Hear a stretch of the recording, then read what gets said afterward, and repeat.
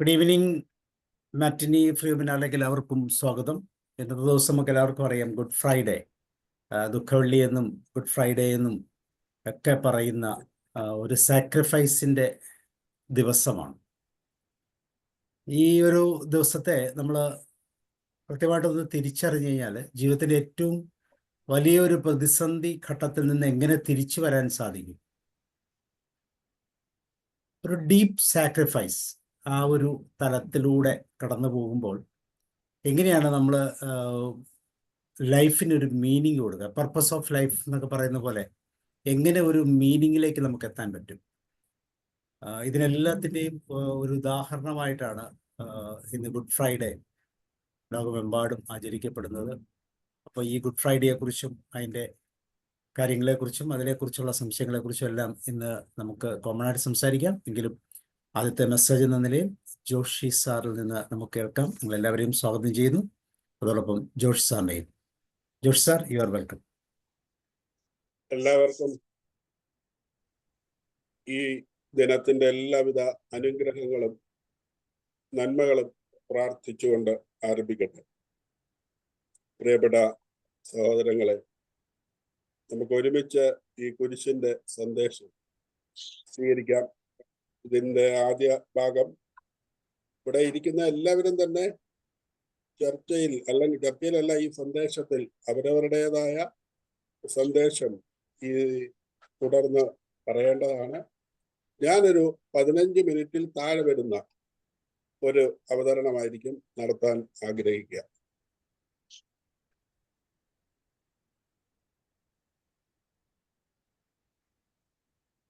യേശുവിന്റെ കാൽവരിയിലെ യാഗബലിയുടെ ഓർമ്മ പുതുക്കി ലോകമെങ്ങും നമ്മൾ ഉൾപ്പെടെ ഇന്ന് ദുഃഖവെള്ളി ആചരിക്കുന്നു. യേശു ശിഷ്യന്മാരോടൊപ്പം അന്ത്യത്താഴം കഴിച്ച, അവരുടെ കാലുകൾ കഴുകി വിനയത്തിന് ഉദാത്ത മാതൃക കാണിച്ച പെസഹാ വ്യാഴത്തിന്റെ പിറ്റേ ദിവസമാണ് ദുഃഖവെള്ളി. ചരിത്രങ്ങളും പഠനങ്ങളും നമ്മുടെ മുമ്പിൽ പല ചോദ്യങ്ങളും ഉയർത്തുമ്പോൾ എല്ലാ ആശയങ്ങൾക്കും വാദങ്ങൾക്കും മീതെ ദുഃഖത്തിന്റെ ഒരു കുരിശിന്റെ കഥ, ദുഃഖവെള്ളി ഒരു കുരിശിന്റെ കഥ പറയുന്നു. ആത്മബലിയുടെയും ദൈവിക സ്നേഹത്തിന്റെയും സമന്വയമായ ഗോൽഗോത്തായിലെ ഒരു കുരിശിന്റെ നൂറ്റാണ്ടുകൾ പഴക്കമുള്ള ഒരു കഥയാണത്. മനുഷ്യൻ മാനവികത മറന്ന് ജീവിക്കുന്ന കാലത്തോളവും നീളുന്ന കഥയായിരിക്കും അത്. ഞാൻ എന്ന അഹങ്കാരം മനുഷ്യരിൽ വർദ്ധിക്കുന്തോറും, പാപത്തിന് പുതിയ നിർവചനങ്ങൾ കാലം കണ്ടെത്തുമ്പോഴും കുരിശിലെ യാഗത്തിന്റെ അർത്ഥങ്ങൾ വിശ്വസിക്കുന്നവർക്ക് സമാധാനവും ജീവിക്കുവാനുള്ള മൂല്യങ്ങളും കാട്ടിക്കൊടുക്കുന്ന അർത്ഥങ്ങളായിരിക്കും അത്.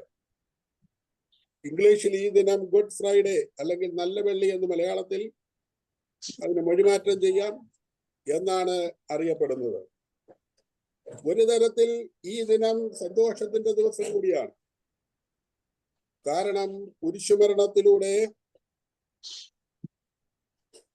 അവിടുന്ന് നമ്മെ പാപങ്ങളിൽ നിന്ന് രക്ഷിക്കുകയായിരുന്നു. ക്രൈസ്തവ വിശ്വാസത്തിന്റെ അടിസ്ഥാനം ഈശോയുടെ കുരിശുമരണവും ഉത്ഥാനവുമാണ്. അതുകൊണ്ട് തന്നെ ക്രിസ്തീയ ജീവിതത്തിൽ ഏറ്റവും വിശുദ്ധമായി ആചരിക്കേണ്ടുന്ന തിരുനാളും ദുഃഖവെള്ളിയാണ്. ഉപവാസത്തിലൂടെയും പ്രാർത്ഥനയിലൂടെയും വിശുദ്ധ ഗ്രന്ഥ പാരായണത്തിലൂടെയും ദുഃഖവെള്ളിയാഴ്ച ദിവസം നാം പൂർണ്ണമായി ദൈവത്തിന് സമർപ്പിക്കണം. അതുകൊണ്ട് ഇന്ന് ദുഃഖവെള്ളി അല്ല, ശരിക്കും ഗുഡ് ഫ്രൈഡേ തന്നെയാണ്. കുരിശ്, യേശുവിന്റെ കുരിശുമരണം, ദുഃഖവെള്ളി, ഇവയെക്കുറിച്ച് ധാരാളം വിശദീകരണങ്ങളുണ്ട്. പലതും നാം കേട്ടിട്ടുമുണ്ട്. നിരവധി ദുഃഖവെള്ളികളിൽ അനേകമിടങ്ങളിൽ കഴിഞ്ഞ കാലങ്ങളിൽ എനിക്ക് സന്ദേശം നൽകുവാൻ സാധിച്ചിട്ടുണ്ട്. കുരിശു ജീവിതത്തിന്റെ 2 ജീവിത സാക്ഷ്യങ്ങൾ തുടക്കത്തിലെ പറയാം. ആദ്യത്തേത് വിശുദ്ധ മാക്സിമിലിയൻ കോൾബെ എന്ന് പറയുന്ന ആളിന്റെയാണ്. ഒരു പോളിഷ് വൈദികനായിരുന്നു, പോളണ്ടുകാരനായിരുന്നു. 1941 2ാം ലോക മഹായുദ്ധകാലത്ത് നാസികൾ ഈ വിശുദ്ധനെ ഓഷ്വിറ്റ്സ് തടങ്കൽ പാളയത്തിൽ തടവിലാക്കി. ഈ അവസരത്തിൽ ഒരു വലിയ കുടുംബത്തിന്റെ നെടുന്തൂണും പട്ടിണിക്കിട്ട് കൊല്ലുവാൻ വിധിക്കപ്പെട്ടവനുമായ ഒരു കുടുംബനാഥന്റെ ജീവന് പകരമായി തന്റെ സ്വന്തം ജീവൻ നൽകുവാൻ അവിടെ വെച്ച് വിശുദ്ധൻ സന്നദ്ധനായി.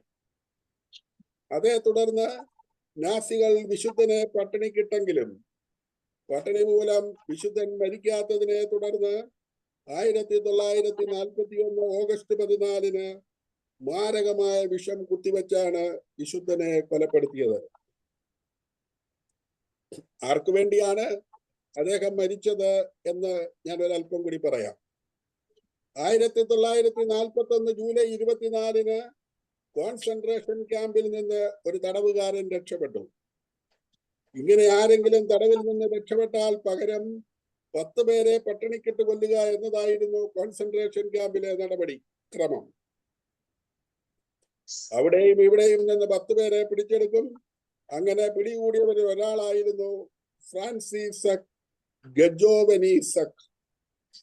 9 മക്കളുടെ പിതാവായ അദ്ദേഹം ഹൃദയം പൊട്ടി നിലവിളിച്ചു, ദൈവമേ അരുതേ, പ്ലീസ് എന്നെ വിടൂ, എന്റെ പാവം കുഞ്ഞുങ്ങളെയും ഭാര്യയെയും ഓർത്ത് അവരിനി എന്തു ചെയ്യും ദൈവമേ.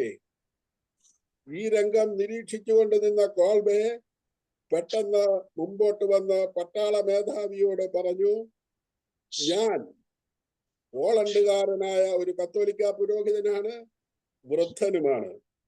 ഈ ചെറുപ്പക്കാരന് പകരമായി ഞാൻ വരാം. അയാൾക്ക് ഭാര്യയും കുട്ടികളും ഉണ്ടല്ലോ.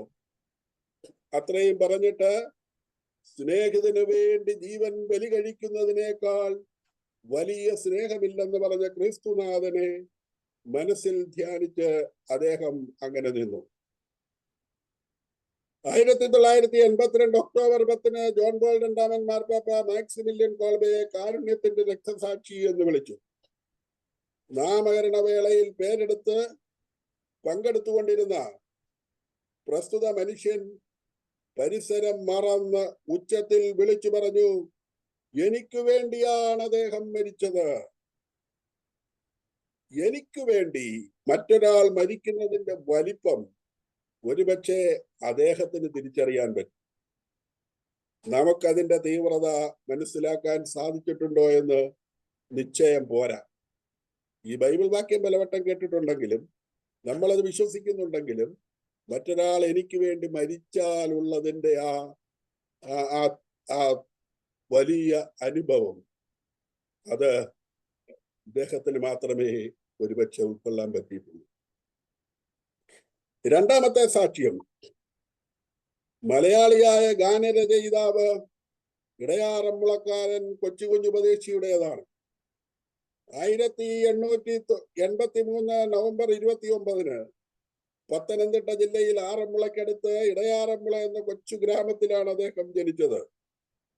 1945 അദ്ദേഹം മരിച്ചു. അദ്ദേഹത്തിന്റെ പിതാവ് മൂത്താമ്പാക്കൽ ഇട്ടിയും മാതാവ് പെരിങ്ങോട്ട് പടിക്കൽ മറിയാമ്മയുമാണ്. ശരിയായ പേര് MI വർഗീസ്, മൂത്താമ്പാക്കൽ ഇട്ടി വർഗീസ്. വിളിപ്പേര് കൊച്ചുഞ്ഞ് എന്നായിരുന്നു. കവിയായിരുന്നു, സുവിശേഷ പ്രസംഗകനായിരുന്നു. 3 മക്കളായിരുന്നു അദ്ദേഹത്തിന് ഉണ്ടായിരുന്നത്: വർഗീസ് കുട്ടി, സാമുവൽ കുട്ടി, മറിയാമ്മ. രണ്ടാമത്തെ മകൻ 9ാമത്തെ വയസ്സിൽ ആകസ്മികമായി ഒരു അപകടത്തിൽപ്പെട്ട് മരിച്ചു.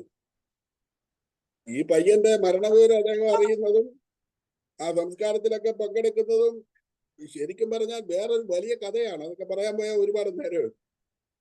കാരണം ഇന്നത്തെ പോലെ ഫോണും ഒന്നുമില്ല. അദ്ദേഹം വീട്ടിൽ നിന്ന് ഇറങ്ങിപ്പോയാൽ എപ്പോഴോ ഒരിക്കലാണ് വരുന്നത്. എന്നാൽ ഏതായാലും ഈ മരണ ദിവസം എങ്ങനെയോ ഒരു ഉൾവിളി കിട്ടിയതുപോലെ അദ്ദേഹം ഈ വീട്ടിൽ വരുമ്പോഴാണ് ഈ വിവരം അറിയുന്നത്. എന്തായാലും സംസ്കാര ദിനം രാത്രി മകന്റെ മൃതദേഹമൊക്കെ സംസ്കരിച്ചു.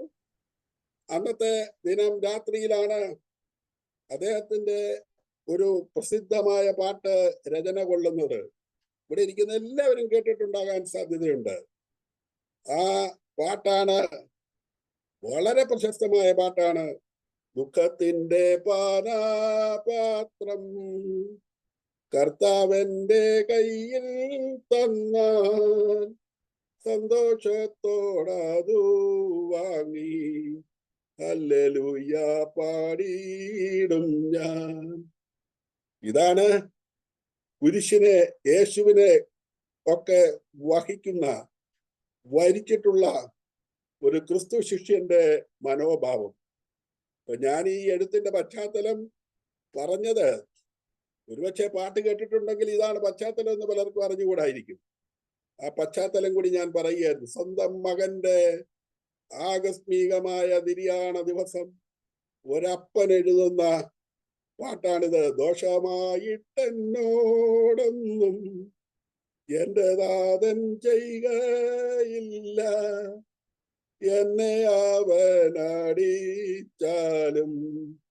അവൻ എന്നെ സ്നേഹിക്കുന്നു. താരോട്ടുള്ളത് ഞാൻ പാടുന്നില്ല.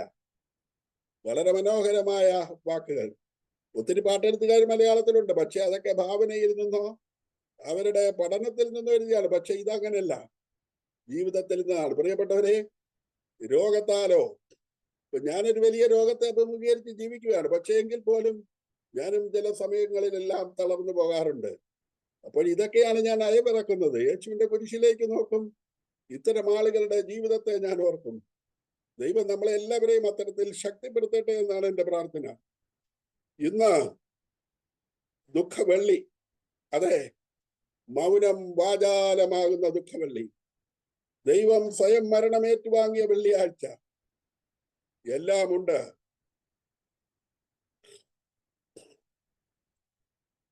പക്ഷേ ആരുമില്ലാതെ പോയല്ലോ എന്ന് ചിന്തിച്ചു പോയ വെള്ളി. കഴിയുമെങ്കിൽ കയ്പിന്റെ ഈ പാനപാത്രം മാറ്റണമേ എന്ന്, എങ്കിലും എന്റെ ഇഷ്ടം മാത്രം നിറവേറണമെന്ന് പറഞ്ഞ മനുഷ്യരൂപം സ്വീകരിച്ച യേശു, മാലാഖാമണി പിതാവ്, അബ്ബ എന്ന പിതാവായ ദൈവം വല്ലാതെ അകന്നു പോയെന്ന് തോന്നിപ്പിച്ച ദുഃഖവെള്ളി, ഒറ്റലിന്റെ വെള്ളി നാണയങ്ങൾക്ക് വിലയില്ലാതാക്കിയ ദുഃഖവെള്ളി, ഇവയ്ക്കെല്ലാം അപ്പുറത്ത് മൗനം വാചാലമാകുന്ന ദുഃഖവെള്ളി, പിതാവായ ദൈവത്തിന്റെ മൗനം, പരിശുദ്ധയായ അമ്മ മേരിയുടെ മൗനം, മഗ്ദലനക്കാരി മറിയത്തിന്റെ മൗനം, ചാരത്ത് ചാരിക്കിടന്ന സഹചാരി യോഹന്നാന്റെ മൗനം, ആത്മീയത നമ്മൾ കുറെ കൂടി നിശബ്ദമാകാനുള്ള ക്ഷമമാണെന്ന് ഇവരുടെ മൗനം നമ്മെ ഓർമ്മപ്പെടുത്തുന്നു. മൗനത്തെ മനനം ചെയ്യാൻ ദുഃഖവെള്ളി നമ്മെ ക്ഷണിക്കുന്നു. ദുഃഖവെള്ളിയിൽ ദൈവവും മറിയവും മഗ്ദലനക്കാരിയും യോഹന്നാനും മറ്റൊരു ക്രിസ്തുവായി മാറുകയായിരുന്നു. അവന്റെ സഹനങ്ങളെല്ലാം അവനോടൊപ്പം അവർ ഏറ്റെടുക്കുന്നു. കുരിശിന്റെ രക്ഷയുടെ മഹത്വം ഇരിക്കുന്നത് വാക്കുകളിലല്ല, പങ്കിടലിലാണ്. കൂടെ ഇരിക്കലിലാണ് ആശ്വാസം. എന്റെ കൂടെ പറുദീസായിലായിരിക്കുമെന്ന് പറഞ്ഞ് കള്ളനെ ചേർത്ത് പിടിച്ച ആ കൂടെ ഇരുത്തലിന് വലിയൊരു കരുണയുടെ നനവുണ്ട്. നമുക്ക് ധ്യാനിക്കാം ക്രിസ്തുവിന്റെ ഉറ്റവർ ദുഃഖവെള്ളിയിൽ പാലിച്ച മൗനത്തെ. പ്രിയപ്പെട്ടതിനെ വിട്ടുകൊടുക്കുന്നതിനേക്കാൾ മറ്റെന്ത് വലിയ അടയാളമാണ് സ്നേഹപ്രകടനത്തിനുള്ളത്? സ്നേഹത്തിന് പകരം സ്നേഹം മാത്രമാണ്. സ്വപുത്രനെ നൽകാൻ തക്കവണ്ണം അത്രമാത്രം ലോകത്തെ സ്നേഹിച്ച ദൈവം മകൻ മരണക്കുരിശിൽ കിടന്ന് പിടഞ്ഞു കരയുമ്പോൾ മൗനം പാലിക്കുന്നു. മനുഷ്യർക്ക് വേണ്ടി മകനെ മരിക്കാൻ വിട്ടുകൊടുത്ത ദൈവത്തിന്റെ സ്നേഹത്തെക്കുറിച്ച് ചിന്തിക്കുമ്പോൾ ദൈവത്തിനു മാത്രം സ്വന്തം മകനും മനുഷ്യരും വിലപ്പെട്ടവരല്ലേ? എന്നിട്ടും മകനെ വിട്ടുകൊടുത്തത്? മനുഷ്യരെ സ്നേഹിച്ചത് എന്തിന്? അതിനുത്തരം ക്രിസ്തു മാത്രമാണ്. ദുഃഖവെള്ളിയിൽ മൗനം നമ്മെ പഠിപ്പിക്കുന്നത് സ്നേഹമറിയാതെ പോകരുതെന്നും സ്നേഹിക്കുന്നവരെ അറിയാതെ പോകരുതെന്നുമാണ്. ജീവിതത്തിന്റെ ചില മൗനങ്ങൾ നന്മയെ നോക്കി യാത്ര ചെയ്യാൻ നമ്മെ ക്ഷണിക്കുന്നു. കുരിശാരോഹണത്തിലേക്ക് നയിക്കുന്ന സംഭവത്തിൽ പ്രത്യക്ഷപ്പെടുന്ന യൂദാസ് മുതൽ കല്ലറയ്ക്ക് കാവൽ നിൽക്കുന്ന പടയാളി വരെ ഒരുപാട് ചിന്തകൾ നമുക്ക് നൽകുന്നവരാണ്. അതായത് പീലാത്തോസ്, പിന്നെ ശമയോൻ, മഗ്ദലനക്കാരി സ്ത്രീയെ, പിന്നെ ജെറുസലേം നഗരിയിലെ സ്ത്രീകൾ, ഇങ്ങനെ ഒരു പിടി ആളുകളുണ്ട്. ഇവരൊക്കെ നമ്മുടെ പ്രതീകങ്ങളായി മാറിയും മറിഞ്ഞും വന്നുകൊണ്ടേ ഇരിക്കും. ഞാൻ ചുരുക്കുമ്പോൾ ക്രൂസിഫൈഡ് ഗോഡ് എന്ന പുസ്തകത്തിൽ മോൾട്ട്മാന്റെ ഒരു വാചകം ഉദ്ധരിക്കാൻ ആഗ്രഹിക്കുന്നു. മോൾട്ട്മാൻ പറയുന്നു, കുരിശ് ഒരു അധിക ചിഹ്നമാണ്, ഒരു ഗുണന ചിഹ്നമാണ്. നമ്മള് കണക്ക് പഠിച്ചിട്ടുണ്ട്. കണക്കിലെ ഒരു ചിഹ്നമാണ് അധികം, കണക്കിലെ മറ്റൊരു ചിഹ്നമാണ് ഗുണനം. അധിക ചിഹ്നം കൂട്ടിച്ചേർക്കാൻ വേണ്ടിയുള്ളതാണ്. ഗുണന ചിഹ്നം അത് ആ കുരിശ് ചരിച്ചു പിടിക്കുമ്പോൾ ഒരു ഗുണനം പോലെ വരും. അത് അധ്യാപകർ, ഇവിടെ ധാരാളം അധ്യാപകരുണ്ട്. അധ്യാപകർ കുട്ടികൾ എഴുതിയ ഉത്തരം തെറ്റിപ്പോയാൽ ഒറ്റ വെട്ടാണ്, ഗുണന ചിഹ്നമാണ്. അതെ, ഈ കുരിശ് നമുക്ക് നൽകുന്നതും ചില കൂട്ടിച്ചേർക്കലുകൾക്ക് വേണ്ടി പ്ലസ് ചിഹ്നം, സ്നേഹം, കാരുണ്യം, ക്ഷമ, സഹനം, ഇങ്ങനെയൊക്കെയുള്ള കാര്യങ്ങൾ കൂട്ടിച്ചേർക്കാനുള്ളതാണ്. ഇതൊരു ഗുണന ചിഹ്നമാണ്. എന്താണ്? പക, വിദ്വേഷം, അശുദ്ധി, നമ്മുടെ ഉള്ളിലുള്ള കുടില ചിന്തകൾ, അസൂയ, ഇങ്ങനെയൊക്കെ ഉള്ളത് വെട്ടിക്കളയാനുള്ളതാണ്. ഇത്തരത്തിൽ ഒക്കെ സാധിക്കട്ടെ ഓരോ ദുഃഖവെള്ളിയിലും. പ്രത്യേകിച്ച് 2025 ഈ ദുഃഖവെള്ളിയിൽ എല്ലാവർക്കും ഈ ദിനം ഒരാചരണത്തിൻ്റെത് മാത്രമാകാതെ ജീവിതത്തിന് സന്ദേശമായി സ്വീകരിക്കാൻ ഇടവരട്ടെ. എന്നെ കേട്ടവരെയും ഇത് ഇനിയുള്ള ദിവസങ്ങളിൽ കേൾക്കാനിരിക്കുന്നവരെയും, ഇതൊന്നും കേട്ടില്ലെങ്കിലും ലോകത്തിലുള്ള സമസ്ത ജനങ്ങളെയും ദൈവം തമ്പുരാൻ കൃപാ കടാക്ഷം നൽകി അനുഗ്രഹിക്കട്ടെ. ഇവിടെ ഇരിക്കുന്ന രോഗികളെയും അസ്വസ്ഥത ബാധിച്ച മനസ്സുകളെയും നെടുവീർപ്പെടുന്ന ആളുകളെയും ആശ്വാസം നൽകി അനുഗ്രഹിക്കട്ടെ. വിട്ടുപോകാത്തതാണെങ്കിൽ അതിനെ സഹിക്കാനുള്ള കരുത്ത് നൽകട്ടെ. എന്റെ ഇഷ്ടമല്ല നിന്റെ ഇഷ്ടം നിറവേറട്ടെ എന്ന് പറഞ്ഞ കർത്താവിനോടൊപ്പം നമുക്കും ജീവിക്കാം. Thank you. Thank you sir. തീർച്ചയായിട്ടും വളരെ ഘനഗംഭീരമുള്ള ഒരു മെസ്സേജാണ് ഈ ഗുഡ് ഫ്രൈഡേയിൽ നമുക്ക് ലഭിച്ചത്. Thank you sir. ഒത്തിരി ചിന്തകൾ ഗുഡ് ഫ്രൈഡേയുമായിട്ട് ബന്ധപ്പെട്ട് നമുക്ക് ചിന്തിക്കാൻ പറ്റും. അൻസാർ സാർ ചോദിച്ച പോലെ എന്തുകൊണ്ട് ഇത് ഗുഡ് ഫ്രൈഡേ എന്ന് വിളിക്കുന്നു, എന്തുകൊണ്ട് മലയാളത്തിൽ അത് ദുഃഖ വെള്ളിയാഴ്ച എന്ന് വിളിക്കുന്നു. എന്നെ സംബന്ധിച്ചോളം പറഞ്ഞാൽ എനിക്ക് തോന്നുന്നത് നമ്മളെല്ലാവരും ഒരു ഇമോഷണൽ, പ്രത്യേകിച്ച് മലയാളികൾ അല്ലെങ്കിൽ ഈ ഏരിയയിലുള്ളവർക്കൊക്കെ ഒരു ഇമോഷണൽ ബൈൻഡിങ്, അല്ലെങ്കിൽ നമ്മൾ പറയുന്ന ഒരു ഫിസിക്കൽ മീനിങ് ഒക്കെ അതിന് കൊടുത്തു കഴിഞ്ഞാൽ അതൊരു ദുഃഖവെള്ളി എന്ന് പറയും. പക്ഷേ നമ്മൾ വെസ്റ്റേൺ ഇതിലേക്ക് നോക്കിയാൽ അതൊരു ഹോളിസ്റ്റിക് വേയിലാണ് അവർ കാണുന്നത്. അപ്പോൾ അതിന് ഗുഡ് ഫ്രൈഡേ എന്ന് പറയും. ഒരു പോസിറ്റീവായി എന്താണ് ആ സാക്രിഫൈസിലൂടെ നമുക്ക് കിട്ടുന്നത്, തീർച്ചയായിട്ടും ഒരു ഗെയിനാണ്. അപ്പോൾ അതുകൊണ്ട് ഗുഡ് ഫ്രൈഡേ. പക്ഷെ നമ്മൾ പൊതുവേ എപ്പോഴും ഒരു ഫിസിക്കൽ മീനിങ് കൊടുക്കാൻ താല്പര്യമുള്ളവരായതുകൊണ്ട് തന്നെ പലപ്പോഴും അതിന് ഒരു ഞാൻ യേശുക്രിസ്തുവിൻ്റെ ഈ ക്രൂശ് മരണത്തിലൂടെ കാണുന്നത് പർപ്പസ് ഓഫ് ലൈഫ് എന്ന് പറയുന്ന ഒരു വലിയ ആധികാരികമായ കാര്യത്തെക്കുറിച്ചാണ്. പർപ്പസ് ഓഫ് ലൈഫ് എന്ന് പറയുമ്പോൾ നമ്മുടെ ജീവിതത്തിൽ എന്താണ് ലക്ഷ്യം, എന്തിനാണ് നമ്മൾ ജീവിക്കുന്നത്, എന്താണ് ജീവിതത്തിൻ്റെ ഉദ്ദേശം എന്നൊക്കെ നമുക്ക് ചിന്തിക്കാൻ പഠിപ്പിക്കുന്ന മനോഹരമായ രംഗങ്ങളാണ് ഇതിലുടനീളം കാണുന്നത്. യോഹന്നാൻ്റെ സുവിശേഷം 17-ാം അധ്യായത്തിൻ്റെ 4-ാമത്തെ വാക്യത്തിൽ യേശുക്രിസ്തു ഇങ്ങനെ പറയുകയാണ്, ഞാൻ ഭൂമിയിൽ നിന്നെ മഹത്വപ്പെടുത്തി നീ എനിക്ക് ചെയ്യുവാൻ തന്ന പ്രവൃത്തി തികച്ചിരിക്കുന്നു. ഇപ്പൊ യേശുക്രിസ്തു തന്റെ ഈ ക്രൂശ് മരണത്തെ കൃത്യമായിട്ട് എസ്റ്റാബ്ലിഷ് ചെയ്യുന്നത് അങ്ങനെയാണ്. നീ എനിക്ക് ചെയ്യുവാൻ തന്ന പ്രവൃത്തി തികച്ചിരിക്കുന്നു.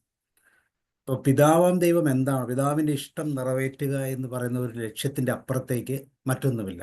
ആ ലക്ഷ്യം എത്രമാത്രം പവിത്രമാണ്, ആ ലക്ഷ്യം കൊണ്ട് എന്തൊക്കെയാണ് ഗുണങ്ങൾ, അതുകൊണ്ട് എന്താണ് എറ്റേണൽ ലൈഫിൽ അല്ലെങ്കിൽ തുടർന്ന് ഈ ലോക ജീവിതത്തിലുള്ള ഗുണങ്ങൾ എന്നൊക്കെ വളരെ കൃത്യമായിട്ട് തിരിച്ചറിഞ്ഞിട്ട് ആ പ്രവൃത്തി സ്വീകരിക്കുകയാണ്.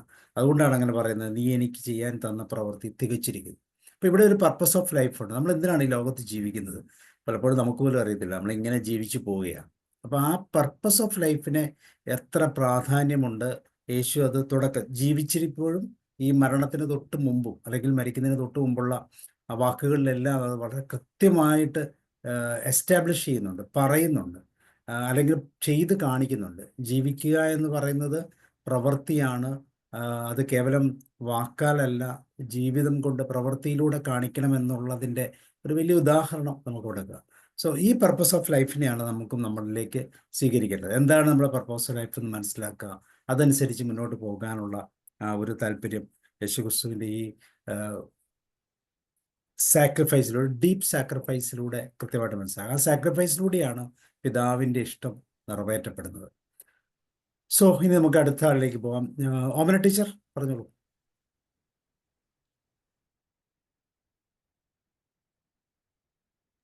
Unmute. Okay, sir. Thank you, sir. Good Friday, also known as Black Friday, Great and Holy Friday of the Passion of the Lord, is a solemn Christian holy day commemorating the crucifixion of Jesus and his death at Calvary, Golgotha. Good Friday, observed on the Friday before Easter, is a deeply significant day for Christians worldwide. This day is not good because Christians believe that Jesus' sacrifice on the cross was the ultimate act of love, atoning for humanity's sins, and paving the way for salvation and the hope of eternal life. It is a day of reflection, mourning, and gratitude for this profound sacrifice. While Good Friday marks the sorrowful day of Jesus' crucifixion, it is called good because Christians believe this sacrifice was the ultimate act of love, atoning for sins and offering the promise of eternal life. This sacrifice is seen as the necessary step towards the joyous resurrection celebrated on Easter Sunday. In Christian theology, the crucifixion and resurrection of Jesus are inextricably linked. Without the death on cross, there would be no sacrifice to overcome. Without the resurrection, that sacrifice would seem to be the end, not a new beginning. I conclude with these words: no cross, no crown. Thank you, sir. Thank you, ma'am. Thomas, sir. A.P. Thomas. Okay സാറേ സാറേ ഞാൻ പറഞ്ഞോട്ടോ. അനുസരിച്ച് sir പറയും. സാറേ ഞാൻ കേട്ടത് അതായത് case കുരിശിലേറ്റി എന്ന് പറയുന്നത് ഒരു ദുഃഖകരമായിട്ടുള്ള കാര്യമാണ്. പക്ഷെ അന്നാണ് യേശു ഉയർത്തെഴുന്നേറ്റ് പോയത്. അത് സന്തോഷകരമായിട്ടുള്ളതാണ്. അപ്പൊ അതിന് ഇമ്പോർട്ടൻസ് കൊടുക്കുന്നതുകൊണ്ട് അത് പറയുന്നു, ഇതിന് ഇമ്പോർട്ടൻസ് കൊടുക്കുന്നതുകൊണ്ട് ഇത് പറയുന്നു എന്ന് ഒരാൾ എൻ്റെ അടുത്ത് നേരത്തെ പറഞ്ഞൊരു വ്യാഖ്യാനമാണ്. അതാണ് ഞാൻ ചോദിച്ചത്. നിങ്ങൾ യഥാർത്ഥത്തില് അതനുസരിച്ച് നിങ്ങളുടെ യഥാർത്ഥത്തിലുള്ള കാര്യം എന്തുവാണെന്ന് മനസ്സിലാക്കാൻ വേണ്ടിയിട്ടാണ് ഞാൻ പ്രധാനമായിട്ടും ഇവിടെ കയറിയത്. ശരിയാണ് സാർ. അതിന്റെ ഇന്നർ സൈഡിലേക്ക് പോകുമ്പോൾ ക്രൂശിൽ മരിച്ചതിന് ശേഷം പോകുന്നത് പാതാളം പോലുള്ള സ്ഥലത്തേക്കാണ്. അവിടെ ഈ പറയുന്ന ആളുകളെയൊക്കെ ഉയർപ്പിക്കാനുള്ള പ്രോസസ്സ്, അങ്ങനെ ഒരു സിസ്റ്റം ചെയ്ത്. അപ്പോൾ എന്താണ് ഇതിൻ്റെ ഫൈനൽ ഇഫക്റ്റ്, ആഫ്റ്റർ ഇഫക്റ്റ് എന്ന് പറയുന്നത് ഒരു സന്തോഷകരമായ ഒരു ഇതാണ്. അതുകൊണ്ടാണ് ഇത് ഗുഡ് ഫ്രൈഡേ എന്ന് പറയുന്നത്. കാര്യം ആക്ട് ഓഫ് പ്രോസസ്സ് എന്ന് പറയുന്നത്, അല്ലെങ്കിൽ ആ പ്രോസസ്സ് എന്ന് പറയുന്നത് എപ്പോഴും ഒരു സാഡ് ആണെങ്കിലും അതിൻ്റെ അൾട്ടിമേറ്റ് റിസൾട്ട് എന്ന് പറയുന്നത് എപ്പോഴും സന്തോഷകരമായ ഒരു അനുഭവമായിട്ടാണ് ക്രിസ്ത്യൻസ് ബിലീഫ് പോകുന്നത്. അത് തന്നെയാണ് അതിൻ്റെ കാരണം. Yes sir. Okay, Thomas sir പറഞ്ഞു. ഒന്നാമത് തോമസ് സാറിനെ ജോഷി കണ്ടിട്ടോ, പണ്ട് കോമ്പറ്റീഷന് കണ്ടതേ ഉള്ളൂ. അൻസാർ പിന്നെ സാറേ ഇപ്പോഴാ കാണുന്നത്. ആ ആ സാറേ ഓക്കെ. ഒന്ന് ജോഷിയെ അഭിനന്ദിക്കുന്നു. ചുരുങ്ങിയ സമയം കൊണ്ട് ചില ചിന്തകൾ പങ്കുവെക്കാനായിട്ട് കഴിഞ്ഞു. എനിക്ക് തോന്നുന്നത് രണ്ട് കാര്യങ്ങളാണ്. ഒന്ന്, ചിലതൊക്കെ കൂട്ടിച്ചേർക്കാൻ, നന്മകളൊക്കെ കൂട്ടിച്ചേർക്കാനായിട്ട് നമുക്ക് പരിശ്രമിക്കാം. ഈ ഒരു ദിവസം നമ്മളെ പഠിപ്പിക്കുന്നതാണ് നമ്മുടെ ജീവിതത്തിൽ ചെറിയ ചെറിയ നന്മകൾ കൂട്ടാനായിട്ടും ചിലതൊക്കെ വെട്ടിക്കളയാൻ. ക്രൂസ് നമുക്ക് നമ്മുടെ മനസ്സിലുള്ള അസൂയകൾ, തിന്മകളൊക്കെ ഒന്ന് മാറ്റാനായിട്ടുള്ള ഒരു പുതിയ തീരുമാനം നമ്മൾ ഈ ഒരു ഗ്രൂപ്പിൽ പങ്കെടുക്കുന്നത് വഴി, ഈ ഒരു ഈ ഒരു ദിവസത്തെ പറ്റി ചിന്തിക്കുന്ന വഴി അങ്ങനെ ചെയ്യാനായിട്ട് നമ്മൾ ശ്രമിക്കുക എന്നുള്ള ഒരു നല്ല ചിന്ത ജോഷി ഇവിടെ പങ്കുവെച്ചു. എനിക്ക് തോന്നുന്നത് മറ്റുള്ളവർക്ക് വേണ്ടി ഒന്ന് ടീച്ചർ പറഞ്ഞതുപോലെ ഒരു സാക്രിഫൈസ് ചെയ്യാൻ ഇന്ന് എത്ര പേർക്ക് കഴിയുന്നു എന്നുള്ളത് ഒരു ചിന്തയാണ്. അന്നേരം എല്ലാവർക്കും വേണ്ടി, മറ്റുള്ളവരുടെ കുറ്റങ്ങൾക്ക് വേണ്ടി സ്വയം സാക്രിഫൈസ് ചെയ്ത ഒരു വലിയ ആളെ ഓർമ്മിക്കുന്ന ദിനമാണ്. അതുകൊണ്ട് നമുക്കിന്നൊരു തീരുമാനമെടുക്കാം, മറ്റുള്ളവർക്ക് വേണ്ടി ചെറിയ തോതിലെങ്കിലും സാക്രിഫൈസ് ചെയ്യാനായിട്ട് നമ്മൾ തയ്യാറാകുക. മറ്റുള്ളവരുടെ ഹാപ്പിനെസ്സിന് വേണ്ടി എൻ്റെ ചില ഹാപ്പിനെസ് ഒന്ന് വെടിയാനായിട്ട് നമ്മൾ തയ്യാറാകുക. അങ്ങനെയൊക്കെയുള്ള ചില തീരുമാനങ്ങൾ എടുക്കാനായിട്ട് നമുക്ക് ഈ ഒരു ദിവസം കഴിയട്ടെ എന്ന് ആശംസിക്കുന്നു. ഇങ്ങനൊരു ദിവസം, ഇങ്ങനൊരു ചിന്തിക്കാനായിട്ട് ഒരു ഇനിഷ്യേറ്റീവ് എടുത്ത സാബു സാറിനെയും അതോടൊപ്പം തന്നെ ചിന്തകൾ പങ്കുവെച്ച ജോഷി ആപ്പീസിനെയും പ്രത്യേകം അനുമോദിക്കാനും വയ്ക്കുന്നു. ഒരിടവേളയ്ക്ക് ശേഷം അൻസാർ സാറിനെ ഒന്ന് സ്വരം കേൾക്കാൻ കഴിഞ്ഞാലും അതോടൊപ്പം എൻ്റെ ചില സുഹൃത്തുക്കൾ, റെന്നൊക്കെ ഉള്ള ചില സുഹൃത്തുക്കൾ ഈ കൂട്ടത്തിലുണ്ട്. എല്ലാവർക്കും എല്ലാവിധ ആശംസകളും. Okay sir, thank you. Wren പറയാമോ? റെൻ എന്തെങ്കിലും പറയുന്നോ? ഇടയ്ക്ക് റെഡി ആയിക്കോ. റോയ്സ് സാറിനെ വിളിക്കാം. Royce sir.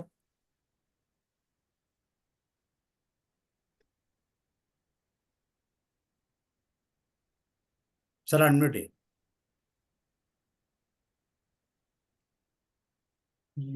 യേശുവിന്റെ കുരിശുമരണത്തിന് ഇവിടെ ചിന്തിക്കുമ്പോൾ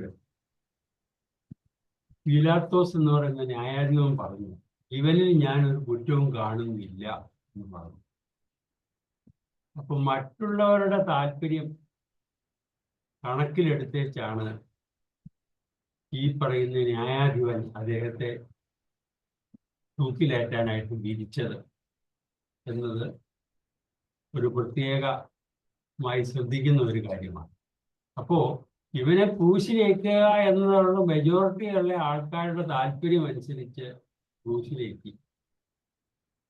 അപ്പൊ ആ കുരിശിൽ കിടന്നുകൊണ്ട് യേശുക്രിസ്തു തന്നെ പറയുന്നുണ്ട്, ഇവർ ചെയ്യുന്നത് എന്താണെന്ന് ഇവരറിയാത്തതിനാൽ ഇവരോട് ക്ഷമിക്കണമേ എന്നും പറയുന്നു.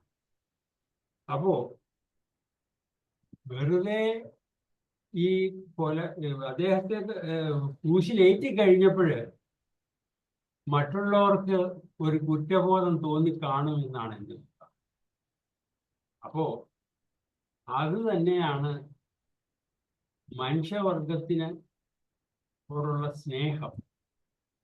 ഇതുപോലെ ബലിയർപ്പിച്ച ഒരു വ്യക്തിയാണ് യേശുക്രിസ്തു. പിന്നീട് അത് മറ്റുള്ളവരത് തിരിച്ചറിഞ്ഞു. അപ്പോ ഇങ്ങനെ വേണം മനുഷ്യ സ്നേഹം വളർത്തുവാൻ എന്ന് കാണിച്ചു തന്ന ഒരു ഭാഗമാണ് ഈ ദുഃഖവെള്ളിയാഴ്ച എന്നൊരു ദിവസം എൻ്റെ മനസ്സിൽ എപ്പോഴും ഉൾക്കൊള്ളുന്നു. കാരണം ഇതുപോലെ വേണം മനുഷ്യൻ മറ്റുള്ളവർക്ക് വേണ്ടി ജീവിക്കണം. എന്നാൽ മാത്രമേ അതിന് ധന്യമായ ഒരു ജീവിതമാവുകയുള്ളൂ എന്ന് ക്രിസ്തു കാണിച്ചു തന്നതായിട്ടാണ് ഞാൻ ഇത് മനസ്സിലാക്കുന്നത്. അപ്പോൾ അതിൻ്റെ ഒരു പ്രായശ്ചിത്തം എന്ന പോലെ ഈ കാര്യങ്ങളിലെല്ലാം അന്ന് വെറുതെ ഇങ്ങനെ ഒരു മനുഷ്യനെ കുരിശിലേക്ക്, മനുഷ്യസ്നേഹിയായ ഒരു മനുഷ്യനെ കുരിശിലേക്ക്, ഇത് ഇതുവരെ ഉണ്ടാവരുത് ഒരിക്കലും അതിൽ നമ്മൾ ദുഃഖിക്കുന്നു എന്ന് പറയുന്ന ഒരു ഭാഗമായിട്ടാണ് ഞാൻ ഈ ദുഃഖവെള്ളിയാഴ്ച കാണുന്നത്. ഇതുപോലെ തന്നെ പല സംഭവങ്ങളും വേറെ ഉണ്ടായിട്ടുണ്ട്. സോക്രട്ടീസ് എന്ന് പറഞ്ഞ ആള്, മറ്റേ അതുപോലെ ഭൂമി ഉണ്ടാകുന്ന അങ്ങനെയുള്ള ആൾക്കാരെ ഒക്കെ ഇല്ലാതാക്കി. അപ്പൊ അതുപോലെ തന്നെ സ്വന്തം ജീവിതം മറ്റുള്ളവരുടെ താല്പര്യത്തിന് വേണ്ടി ബലി കഴിപ്പിച്ച ഒരു വ്യക്തി എന്ന നിലയിൽ യേശുക്രിസ്തുവിനെയും ഈ പീഡാനുഭവങ്ങൾ കാണുന്നു. അപ്പോൾ ഇത് ഒരു മനുഷ്യവർഗത്തിന് ഒരു മാതൃകയായി കണ്ടുകൊണ്ട് ജീവിക്കുന്നതിന് ഓർമ്മപ്പെടുത്തുന്ന ഒരു ദിവസമായി ഞാൻ ഈ വെള്ളിയാഴ്ച കാണുന്നു. ഇതിന് ഇന്നത്തെ ദിവസം ധന്യമാക്കിയ ആ ജോഷി സാറിൻ്റെ ചില വാക്കുകൾ വളരെയധികം മോട്ടിവേഷനിലാണ്. അതുപോലെ തന്നെ ഓമന ടീച്ചർ പറഞ്ഞതുപോലെ തന്നെ മനുഷ്യ രാശിക്ക് വേണ്ടി ജീവിച്ച ഒരു വ്യക്തി എന്ന നിലയിൽ അദ്ദേഹത്തിൻ്റെ ജീവിതാനുഭവങ്ങളും അതുമെല്ലാം ഉൾക്കൊണ്ട് ജീവിക്കാനുള്ള ഒരവസരം ഈ വെള്ളിയാഴ്ച എന്ന് പറയുന്ന ദിവസം ഓർമ്മപ്പെടുത്തുന്നു. എനിക്ക് പറയാനുണ്ട്. Okay sir. റെൻസ് പറയുന്നുണ്ടോ? ഞാൻ പ്രത്യേകിച്ചൊന്നും പറയുന്നില്ല സാർ. എല്ലാവരെയും കേൾക്കാൻ ഞാൻ ആഗ്രഹിക്കുന്നു. എല്ലാവർക്കും ദുഃഖവെള്ളിയുടെ ആശംസകൾ, ഈസ്റ്ററിന്റെ ആശംസകൾ നേരുന്നു. എല്ലാവർക്കും അനുഗ്രഹം, വെള്ളിയുടെ ബ്ലെസ്സിങ്സും അല്ലെ, വെള്ളിയാഴ്ച അനുഗ്രഹങ്ങളും നേരുന്നു. ഓക്കെ. അനിൽകുമാർ സാർ ഉണ്ടോ? ഉഷാമം. സാറേ, എന്തെങ്കിലും പറയണം. ഇത് നമ്മളെ ഈ ദുഃഖവെള്ളിയാഴ്ചയുടെ ഈ മെസ്സേജ് നമ്മളെ പലതും ചിന്തിപ്പിക്കുന്നു. എൻ്റെ വാക്കില് മനുഷ്യവർഗത്തിന്റെ പരസ്പരമുള്ള സ്നേഹം. നമ്മളിന്ന് സമൂഹത്തിലേക്ക് നോക്കുകയാണെങ്കിൽ മനുഷ്യവർഗം അങ്ങോട്ടും ഇങ്ങോട്ടും പാപം ചെയ്തുകൊണ്ടിരിക്കുക. ആ പാപം എന്ന് പറഞ്ഞു കഴിഞ്ഞാൽ കൊല ചെയ്യുക, കൊള്ളിവയ്പ്, കൊച്ചുകുട്ടികൾക്ക് പോലും ജീവിക്കാൻ വയ്യാത്തൊരു അവസരങ്ങളാണ് ഇപ്പോൾ വന്നുകൊണ്ടിരിക്കുന്നത്. ഇങ്ങനെ ഒന്നും ചെയ്യേണ്ട. നമ്മുടെ ജീവിതം എന്ന് പറഞ്ഞാൽ വളരെ ഏതാനും നിമിഷങ്ങൾ മാത്രമേ ഉള്ളൂ. കണ്ണടച്ച് തുറക്കുമ്പോൾ ഇല്ല. ഞാൻ ചെറുപ്പത്തിൽ കണ്ട വലിയ വലിയ ആൾക്കാരും റൗഡികളുമായ ആൾക്കാർ വളരെ ദുരിതം അനുഭവിച്ചാണ് അവർ മരിച്ചിട്ടുള്ളത്. അപ്പൊ ഇങ്ങനെ നോക്കുമ്പോൾ നമ്മളിങ്ങനെ ഈ ലോകത്ത് കഷ്ടപ്പെടാനുള്ളവരല്ല. നമ്മളെല്ലാം സന്തോഷത്തോടെ സമാധാനത്തോടെ ഈ ലോകത്ത് ജീവിച്ചു പോകേണ്ടവരാണ്. കർത്താവായ യേശു ക്രിസ്തുവിനുള്ള ഈ മരണം നമ്മുടെ ദുഷ്ടതകളാണ്, നമ്മൾ ചെയ്യുന്ന പാപങ്ങളാണ്, നല്ല കാര്യങ്ങൾ ചെയ്യാൻ അനുവദിക്കാത്ത ഒരു കാലഘട്ടമാണ്. ഇപ്പോൾ എല്ലാ രാജ്യങ്ങളിലും എല്ലാ ജനങ്ങളും നമ്മളെ എല്ലാവരെയും ചിന്തിപ്പിക്കുന്നുണ്ട്. നമ്മളെല്ലാം ഒന്നാണ്, നമ്മൾ ഈ യൂണിവേഴ്സിൻ്റെ മക്കളാണ്, ദൈവത്തിൻ്റെ മക്കളാണ്, നമ്മൾ സഹോദരങ്ങളാണ്, പരസ്പരം സ്നേഹിക്കേണ്ടവരാണ്. അപ്പൊ അതുകൊണ്ട് ഇങ്ങനെയുള്ള സംഭവങ്ങളൊക്കെ ഉണ്ടാകാതിരിക്കാൻ നമ്മളെ ചിന്തിപ്പിക്കുന്നുണ്ട് എന്നാണ് എനിക്ക് മനസ്സിലാക്കാൻ സാധിക്കും. നമ്മൾ പരസ്പരം സ്നേഹിക്കണം. നമ്മൾ ഇന്ന് വരെ ചെയ്തിട്ടുള്ള തെറ്റുകൾ നമ്മൾ പൊറുക്കുകയും ക്ഷമിക്കുകയും അവർക്ക് മാപ്പ് കൊടുക്കുകയും നമ്മളെല്ലാ മനുഷ്യരെയും സ്നേഹിക്കുക എന്നുള്ള ഒരു സന്ദേശമാണ് ഈ ദുഃഖവെള്ളിയാഴ്ച നമുക്ക് തരുന്നത്. അപ്പം ഇത് കുറച്ച് നാളിത് കഴിയുമ്പോൾ നമ്മുടെ ചിന്തയെല്ലാം മാറി, ഇങ്ങനെയുള്ള ആ പാവങ്ങളൊക്കെ മാറി നമ്മൾ നല്ലവരായി ചിന്തിക്കുമ്പോഴാണ് ദൈവത്തിൻ്റെ കർത്താവിൻ്റെ ഉയർത്തെഴുന്നേൽപ്പിനെ പറ്റി നാം മനസ്സിലാക്കി നോമ്പ് വീടി നമ്മൾ ഇത് ആഘോഷിക്കുന്നു. അപ്പം അതുകൊണ്ട് ഇങ്ങനെ ചില നല്ല നല്ല കാര്യങ്ങൾ നമ്മളെ കൊണ്ട് ചിന്തിപ്പിക്കൊണ്ട് നമുക്ക് എല്ലാവർക്കും നല്ലവരായിട്ട് ജീവിക്കാം. ഏത് ജാതിയിലും മതത്തിലും ഉൾപ്പെട്ടവരാണെങ്കിലും നമ്മുടെ വിശ്വാസങ്ങൾ എന്ത് തന്നെയായാലും നമ്മൾ ഒന്നാണ്, മനുഷ്യരാണ്, സഹോദരങ്ങളാണ്, ദൈവത്തിൻ്റെ മക്കളാണ് എന്നുള്ള ചിന്തയിൽ നമുക്ക് എല്ലാവർക്കും ജീവിക്കാം എന്നുള്ളൊരു സന്ദേശമാണ് എൻ്റെ വ്യക്തിപരമായ അഭിപ്രായത്തിൽ എനിക്ക് മനസ്സിലാക്കാൻ സാധിക്കുന്നത്. എല്ലാവർക്കും നന്മയുണ്ടാകട്ടെ, എല്ലാവർക്കും സ്നേഹിക്കാം, എല്ലാവർക്കും ക്ഷമിക്കാം, മാപ്പ് കൊടുക്കാം, നല്ലവരായി ജീവിക്കാൻ നമുക്ക് എല്ലാവർക്കും സാധിക്കട്ടെ, സന്തോഷത്തോടെ ജീവിക്കാം എന്ന് മാത്രമാണ് എനിക്ക് ഈ അവസരത്തിൽ പറയുവാനുള്ളത്. Thank you sir. ഉഷാമ പറയുന്നു. Thank you sir. എല്ലാവർക്കും നമസ്കാരം. പിതാവേ, ഇവർ ചെയ്യുന്നത് എന്തെന്ന് ഇവർ അറിയുന്നില്ല, ഇവരോട് പൊറുക്കേണമേ. പിതാവേ, ഇവർ ചെയ്യുന്നത് എന്തെന്ന് ഇവർ അറിയുന്നില്ല, ഇവരോട് പൊറുക്കേണമേ. സമാനതകളില്ലാത്ത സഹനത്തിന്റെയും ആത്യന്തികമായ ത്യാഗത്തിന്റെയും അനന്തമായ പ്രത്യാശയുടെയും ഓർമ്മപ്പെടുത്തലാണ് ഓരോ ദുഃഖവെള്ളിയും നമുക്ക് സമ്മാനിക്കുന്നത്. ആഘോഷത്തിന്റെ ദിവസം അല്ലെങ്കിൽ കൂടി ക്രിസ്തുവിന്റെ വീണ്ടെടുപ്പിന്റെ ഒരു പ്രവൃത്തിയായിട്ടാണ്, അല്ലെങ്കിൽ മാനവരാശിയുടെ രക്ഷയ്ക്കുള്ള ഒരു ത്യാഗമായിട്ടാണ് ലോകം കുരിശുമരണത്തെ കാണുന്നത്. അതുകൊണ്ട് തന്നെ നല്ലത് അല്ലെങ്കിൽ ഗുഡ് എന്ന പദം ഉപയോഗിക്കുന്നു. ദുഃഖവെള്ളി അഥവാ ഗുഡ് ഫ്രൈഡേ. മരണത്തിന് മുമ്പുള്ള യേശുവിന്റെ അവസാന പ്രസ്താവനകളായ അവസാനത്തെ 7 വാക്കുകളെ കുറിച്ചുള്ള ധ്യാനം. അത് യേശുദേവൻ കുരിശിൽ തൂങ്ങിക്കൊടുക്കുന്ന സമയത്തെ അടയാളപ്പെടുത്തുന്ന ഉച്ചയ്ക്ക് 12 മുതൽ 3 വരെയുള്ള നിശബ്ദ ധ്യാനം എന്നിവയൊക്കെ ഈ ദിവസത്തിന്റെ പവിത്രമായ പ്രാധാന്യത്തെയാണ് പ്രതിഫലിപ്പിക്കുന്നത്. മനുഷ്യരാശിയുടെ പാപങ്ങൾ ആഗിരണം ചെയ്യാനും തന്റെ പിതാവായ ദൈവവുമായുള്ള ബന്ധത്തിലേക്ക് വീണ്ടും പ്രവേശിക്കാൻ അനുവദിക്കുന്നതിനുമുള്ള ഒരു ത്യാഗത്തിന്റെ ഓർമ്മപ്പെടുത്തൽ കൂടിയാണ് ഓരോ ദുഃഖവെള്ളിയും നമുക്ക് സമ്മാനിക്കുന്നത്. കഠിനമായ വേദനകൾക്കപ്പുറം പ്രത്യാശയുടെ ഒരു ദിനമുണ്ടെന്നും ദൈവപുത്രന്റെ ഉയിർപ്പ് നമുക്ക് കാണിച്ചു തരുന്നു. ഒരു പരാജയവും ഒന്നിന്റെയും അവസാനമാക്കല്ലെന്നും അതിനുമപ്പുറം ഒരു ഉത്ഥാനത്തിന്റെ പ്രത്യാശയുണ്ടെന്നും ഈശോ നമ്മെ ഓർമ്മപ്പെടുത്തുന്നു. പാപങ്ങളെയല്ല പാപങ്ങളെയാണ് വെറുക്കേണ്ടത്, പാപികളെയല്ല എന്ന് നമ്മെ ഓരോ ദുഃഖവെള്ളിയാഴ്ചയും ഉദ്ബോധിപ്പിക്കുന്നു. നന്മയിൽ വളർന്ന് ദൈവത്തിനായി ജീവിക്കുവാനും ഉയിർപ്പ് തിരുനാൾ നമ്മെ ഓർമ്മപ്പെടുത്തുന്നു. അതുപോലെ തന്നെ വെറുപ്പിന്റെ, ശത്രുതയുടെ, നിർവികാരതയുടെ, സ്നേഹമില്ലായ്മയുടെ ഒക്കെ വലിയ കല്ലുകൾ വെച്ച് അടയ്ക്കപ്പെട്ട മനുഷ്യ ഹൃദയങ്ങൾ, നമ്മൾ ഓരോരുത്തരുടെയും ഹൃദയങ്ങൾ സ്നേഹത്തിന്റെ, സഹാനുഭൂതിയുടെ, കാരുണ്യത്തിന്റെ ഒക്കെ മുൻപിലേക്ക് മലർക്കെ തുറക്കാൻ ഇടയാവട്ടെ. ഉത്തിതനായ കർത്താവിന്റെ പ്രകാശം നമ്മിലൂടെ അനേകരിലേക്ക് പറക്കട്ടെ.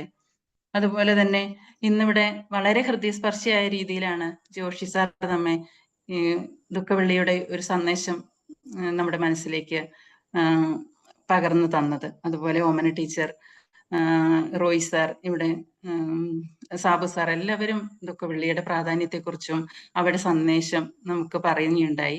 അതുപോലെ എനിക്ക് ജോഷി സാറിന്റെ ഒരു വാക്കാണ് അല്ലെങ്കിൽ ഒരു വാചകമാണ് എന്നെ ഏറ്റവും അധികം ഹൃദയസ്പർശിയായി എനിക്ക് അനുഭവപ്പെട്ടത്. സ്വന്തം വേദനകൾ കുരിശുമരണത്തിന്റെ അല്ലെങ്കിൽ യേശുവിന്റെ സഹനത്തിന്റെ ആ ഒരു അവസരവും അല്ലെങ്കിൽ ആ ഒരു സമയത്തെക്കുറിച്ചുള്ള ഓർമ്മകളിൽ സ്വന്തം വേദനകളെ സഹിക്കാനുള്ള ആ ഒരു മനസ്സ് സാറിന് ആർജിച്ചെടുക്കുവാനുള്ള ഒരു കഴിവ്, അല്ലെങ്കിൽ അതിനോട് പൊരുത്തപ്പെട്ടു പോകാൻ, താതാത്മ്യം പ്രാപിക്കാനൊക്കെ സാർ ആഗ്രഹിക്കുകയും അത് പ്രാവർത്തികമാക്കുകയും ചെയ്തു എന്നുള്ള ആ ഒരു സന്ദേശമാണ് എന്നെ ഏറ്റവും അധികം എൻ്റെ ഹൃദയത്തിൽ സ്പർശിച്ചത്.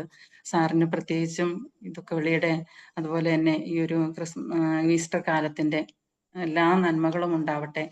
ഈ പ്ലാറ്റ്ഫോമിലുള്ള എൻ്റെ പ്രിയപ്പെട്ടവർക്ക് എല്ലാവർക്കും ദുഃഖവെള്ളിയുടെ അനുഗ്രഹം ഉണ്ടാവട്ടെ എന്ന് പ്രാർത്ഥിക്കുന്നു. Thank you so much. Thank you sir. Thank you ma'am. George sir, admit ചെയ്യൂ. Thank you sir. അതെ, ഇന്ന് ദുഃഖവെള്ളിയെ കുറിച്ച് ജോഷി സാറിന്റെ പ്രഭാഷണം ഒത്തിരി ഉള്ളിലേക്ക് ഇങ്ങനെ അരിച്ച് ഇറങ്ങുന്നതായിരുന്നു. എന്നും ജോഷി സാറിന്റെ പ്രഭാഷണത്തിന് ചില പ്രത്യേകതകളുണ്ട്. ഇന്നും ആ വാക്കുകൾ അത്രമാത്രം മനസ്സിനെ സ്വാധീനിച്ചിട്ടുണ്ടാവും, ഉറപ്പ് എല്ലാവരുടെയും. ഇവിടെ പറഞ്ഞ എല്ലാവരുടെയും അഭിപ്രായങ്ങളോടൊപ്പം തന്നെ എൻ്റെ ചിന്തയിൽ ഒരു കാര്യവും കൂടി പറയട്ടെ. ക്രിസ്തു തെറ്റ് ചെയ്തിട്ടല്ല ക്രൂശിക്കപ്പെട്ടത്, അതിലേക്ക് നയിക്കപ്പെട്ടതോ ഉറ്റവരാലാണ്, അവരെ ഒറ്റിക്കൊടുത്തതുകൊണ്ട്. ഇത് 2000 വർഷം മുമ്പ് അന്ന് അവിടെ നടന്നതുപോലെ ഇന്നും നടക്കുന്നു എന്നുള്ളതാണ് സത്യം. ഉറ്റവരെന്ന് കരുതി സ്നേഹിച്ച് നടക്കുന്നവർ ഒറ്റിക്കൊടുക്കുക, ആ ഒറ്റിക്കൊടുക്കലിൻ്റെ വേദന അനുഭവിച്ച് നേറി. ഞാൻ ചിലപ്പോഴൊക്കെ ഓർക്കാറുണ്ട്, ചില ആളുകൾ റീത്തുമായിട്ടൊക്കെ പോകുന്നത്. അവന് ഈ റീത്തും കൊണ്ടൊന്നും പോകേണ്ട കാര്യം ഉണ്ടായിരുന്നില്ല. ഇപ്പോഴേ കുറച്ചുകൂടെ കഴിഞ്ഞിട്ട് റീത്ത് വെച്ചാൽ മതിയായിരുന്നു. ഇപ്പോഴേ അവരാണ് ഈ റീത്ത് വെപ്പിക്കാൻ ഇടയാക്കിയത് എന്നുള്ള നേർസാക്ഷ്യങ്ങൾ പലരുടെയും ജീവിതത്തിൽ കാണാൻ പറ്റും. നിങ്ങളും ഒരുപക്ഷെ ഇവിടെ ഇരിക്കുന്ന എല്ലാവരുടെയും ജീവിതത്തിൽ അങ്ങനെ അനുഭവവും കണ്ടിട്ടുള്ളതുമായ അനുഭവം ഉണ്ടാകുമെന്ന് എനിക്ക് യാതൊരു സംശയമില്ല. ലോകം അതാ. അപ്പൊ ഉറ്റവർ തന്നെ ഒറ്റിക്കൊടുത്തിട്ട് ശിക്ഷ അനുഭവിക്കുമ്പോഴോ ശിക്ഷ വിധിക്കുന്നവന് പോലും ഒന്നും ചെയ്യാൻ പറ്റുന്നില്ല. വിധികർത്താക്കളും അങ്ങനെ ആയി പോവുകയാണ്. അറിഞ്ഞുകൊണ്ട് തന്നെ പീലാത്തോസ് കൈ കഴുകി, എനിക്ക് പങ്കില്ല, നിങ്ങൾ തന്നെ. ഇതുപോലെ ഞാൻ ഇതുപോലെ ഒരു സന്ദർഭത്തിൽ ഒരു അധികാര സ്ഥാനത്തിരിക്കുന്നവരോട് പറഞ്ഞു, ഈ വിധി ശരിയായില്ല കേട്ടോ, പ്രാദേശികമായിട്ട്. അപ്പൊ ഉടനെ പറഞ്ഞാലറിയോ, അത് ഞങ്ങളല്ല, തീരുമാനം എടുത്തവരോട് വരണം, അവര് പറയുന്ന തീരുമാനം നടപ്പാക്കാനാണ് ഞങ്ങൾ ഇരിക്കുന്നത്. പള്ളിയിലെ കാര്യമാണ്, വികാരി അച്ഛനാ ഇത് പറഞ്ഞു.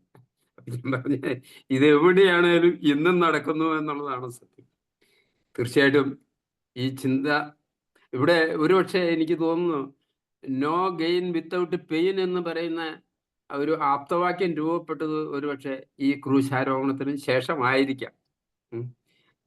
അതുപോലെ നമുക്ക് ചിന്തിക്കാവുന്ന ഒരു കാര്യം, കഴിയുമെങ്കിൽ ഒരു ഒറ്റിക്കൊടുക്കലിന്റെ സാഹചര്യം എൻ്റെ ഭാഗത്തുനിന്ന് ഉണ്ടാകാതിരിക്കട്ടെ, ഒരു മനസ്സും അതങ്ങനെ വേദനിക്കാൻ ഇടവരാതിരിക്കട്ടെ എന്നൊക്കെ ചിന്തിക്കാനും കുറച്ചൊക്കെ തിരുത്താനും ഒരു അവസരമായിട്ട് ഇതിനെ കണക്കാക്കാം. അതിനെല്ലാവർക്കും കഴിയട്ടെ, എനിക്കും സാധിക്കട്ടെ എന്ന് ഞാൻ ആഗ്രഹിക്കുന്നു, പ്രാർത്ഥിക്കുന്നു. Thank you sir. Thank you so much. Thank you George sir. Okay, ഇനി ആരെ പറയാനുള്ളത്? ആർക്കെങ്കിലും എന്തെങ്കിലും ഷെയർ ചെയ്യാനുണ്ടോ? Sam sir, Mathew sir, Sibi. Okay, Josh sir ഒന്ന് കൺക്ലൂഡ് ചെയ്യാം. സാർ അൺമ്യൂട്ട് ചെയ്തു. വളരെ അനുഗ്രഹപ്രദമായ ഒരു ദിനമായിരുന്നു ഇതെന്ന് നമുക്ക് വിശ്വസിക്കാം. ഏറ്റവും അവസാനം പ്രിയപ്പെട്ട ജോർജ് സാറ് പറഞ്ഞപ്പോൾ അതെല്ലാം പൂർണ്ണമായി. ഓരോരുത്തരും പറഞ്ഞ വാക്കുകൾ വലിയ അർത്ഥമുണ്ട്. നമ്മളിതൊക്കെ എനിക്ക് ഈ ദുഃഖവെള്ളി പ്രസംഗം, ഈ മെസ്സേജ് പറഞ്ഞിട്ടുള്ളത് 100 കണക്കിന് വേദിയിൽ പറഞ്ഞിട്ടുണ്ട് പല വർഷങ്ങളായി. പക്ഷേ ഇപ്പോഴും ഞാനിത് നേടിയെടുത്തു എന്ന് അവകാശപ്പെടുന്നില്ല. ഞാൻ ആഗ്രഹിക്കുന്നു, ഒരുപാട് ആഗ്രഹിക്കുന്നു, പക്ഷെ ആഗ്രഹിച്ചാലും സാധിക്കുന്നില്ല. കാരണം നമ്മളിലെല്ലാം, പ്രത്യേകിച്ച് എന്നിൽ, നമ്മുടെ ഈ ജീവനെ സംരക്ഷിക്കാനായിട്ടുള്ള വലിയ അഭിനിവേശം. അപ്പോൾ രോഗിയൊക്കെ ആകുമ്പോൾ അതാണ് പ്രശ്നം. ഞാൻ 23 വർഷമായി ഈ രോഗത്തെ ഫേസ് ചെയ്യാൻ തുടങ്ങി. കഴിഞ്ഞ 3.5 വർഷമായിട്ട് ബെഡിൽ തന്നെ, എല്ലാത്തിനും പരസഹായം വേണം. അതായിരുന്നു 3.5 കൊല്ലത്തെ ജീവിതം. ഏറ്റവും ലാസ്റ്റിലേക്ക് ഇപ്പോഴത്തേക്ക് വരുമ്പോൾ ഈ കട്ടിലിൽ കിടന്നാലും അല്പം ഒന്ന് തിരിയണമെങ്കിൽ, ഒന്ന് മറിയണമെങ്കിൽ അതിനും സഹായം വേണം. കിടക്കുമ്പോൾ ചിലപ്പോൾ ശ്വാസമെടുക്കാനായിട്ടുള്ള ബുദ്ധിമുട്ട്, അസ്വസ്ഥതകൾ, എല്ലാത്തിനും നമ്മൾ ആളുകളെ വിളിക്കണം, കൈ അങ്ങോട്ടൊന്ന് മാറ്റി വെക്കണം. ഞാനത് ദീർഘിപ്പിച്ച് പറയുന്നില്ല. അതൊക്കെ വരുമ്പോൾ ഞാൻ ഈശോയെ ഓർക്കും. ഇന്ന് ഈ ദുഃഖവെള്ളിയിൽ കുരിശിലേക്കൊക്കെ നോക്കി മാക്സിമിലിയൻ കോൾബെ ഒരു പാവപ്പെട്ട ഒരു കുടുംബനാഥന് വേണ്ടി ജീവൻ വിട്ടുകൊടുക്കുകയാണ്. അത്ര എളുപ്പമൊന്നുമില്ല. നമ്മളിത് ഒരുപക്ഷെ കേൾക്കുമ്പോൾ ഇവിടെ ധാരാളം ആളുകളെ നമ്മൾ കണ്ടു. ഇവിടെ കിഡ്നി കൊടുക്കുന്നവര്, കണ്ണ് കൊടുക്കുന്നവര് ഒക്കെ നമ്മൾ കണ്ടിട്ടുണ്ട്. അത് വളരെ ത്യാഗം തന്നെയാണ്. എന്നാൽ അതിൻ്റെയും ഒക്കെ അപ്പുറത്തേക്ക് പോകുന്നതല്ലേ കോൾബെ ചെയ്തത്. അൻസാരി സാർ ഇടയ്ക്ക് ഇവിടെ ചോദിച്ചു, എന്താ നിങ്ങള് ഗുഡ് ഫ്രൈഡേ എന്ന് പറയാത്ത? എന്തർത്ഥത്തിൽ ചോദിച്ചാലും ശരിക്കും അവിടെ മാക്സിമിലിയൻ കോൾബെ ഒരു വലിയ ത്യാഗം സഹിക്കുമ്പോൾ ജീവൻ തിരിച്ചു കിട്ടിയവന് ആ ദിനം ഒരു വലിയ സന്തോഷത്തിന്റെ ഉള്ളിൽ അനുഭവമാണ്. ചിരിച്ചിട്ടൊന്നും ഉണ്ടാവില്ലായിരിക്കാം. അതുപോലെ തന്നെ യേശു കുരിശിൽ മരിക്കപ്പെട്ടത് കൊണ്ടാണ്, അതാണ് ക്രൈസ്തവ വിശ്വാസത്തിന്റെ അടിസ്ഥാനം. മരിക്കപ്പെട്ടത് കൊണ്ടാണ് അനേകർക്ക് ഈ സന്ദേശം കൈമാറാൻ സാധിച്ചത്. എന്നാൽ അത് ആ മരണത്തിൽ അവസാനിക്കുന്നില്ല. തൊട്ടടുത്ത് തന്നെ മഹത്വീകൃതനായി അവിടുന്ന് ഉത്ഥാനം ചെയ്യുന്നു. അവിടെയാണ് ഇത് സന്തോഷത്തിന്റെ ഫ്രൈഡേ ആയിട്ട് മാറുന്നത്. ഈ അർത്ഥത്തിലാണ്. ഇപ്പോൾ ദുഃഖം, വേദന, അത് നമുക്കെല്ലാവർക്കും വളരെ വളരെ എന്താണ്, ഒരു കവി എഴുതുമ്പോൾ, ഒരു സാഹിത്യകാരൻ എഴുതുമ്പോൾ വേദനയുടെ കഥ, പാവപ്പെട്ടവന്റെ കഥ, ദുഃഖിക്കുന്നവന്റെ കഥ, അത് വളരെ വളരെ ആർദ്രമാണ്, ആളുകൾക്ക് സ്വീകാര്യമാണ്. അത് വായിക്കുമ്പോൾ ഒരുപാട് സ്വീകാര്യതയുണ്ട്. എന്നാൽ ഇവിടെ ആ ഒരു സ്വീകാര്യതയ്ക്ക് വേണ്ടിയല്ല. അതാണ് കൊച്ചു കുഞ്ഞു പ്രദേശിയെ കുറിച്ച് ഞാൻ പറഞ്ഞത്.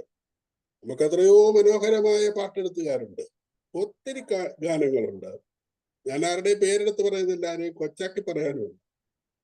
പക്ഷെ അവരൊക്കെ ഈ മൂത്താമ്പാക്കൽ കൊച്ചു കുഞ്ഞു പ്രദേശി തന്റെ മകന്റെ നിര്യാണത്തിന്റെ, തന്റെ മകന്റെ മൃതദേഹം തലയെടുത്ത് തന്റെ മടിയിൽ വെച്ചുകൊണ്ട് തലോടി അപ്പോൾ ദൈവത്തെ സ്തുതിച്ചു.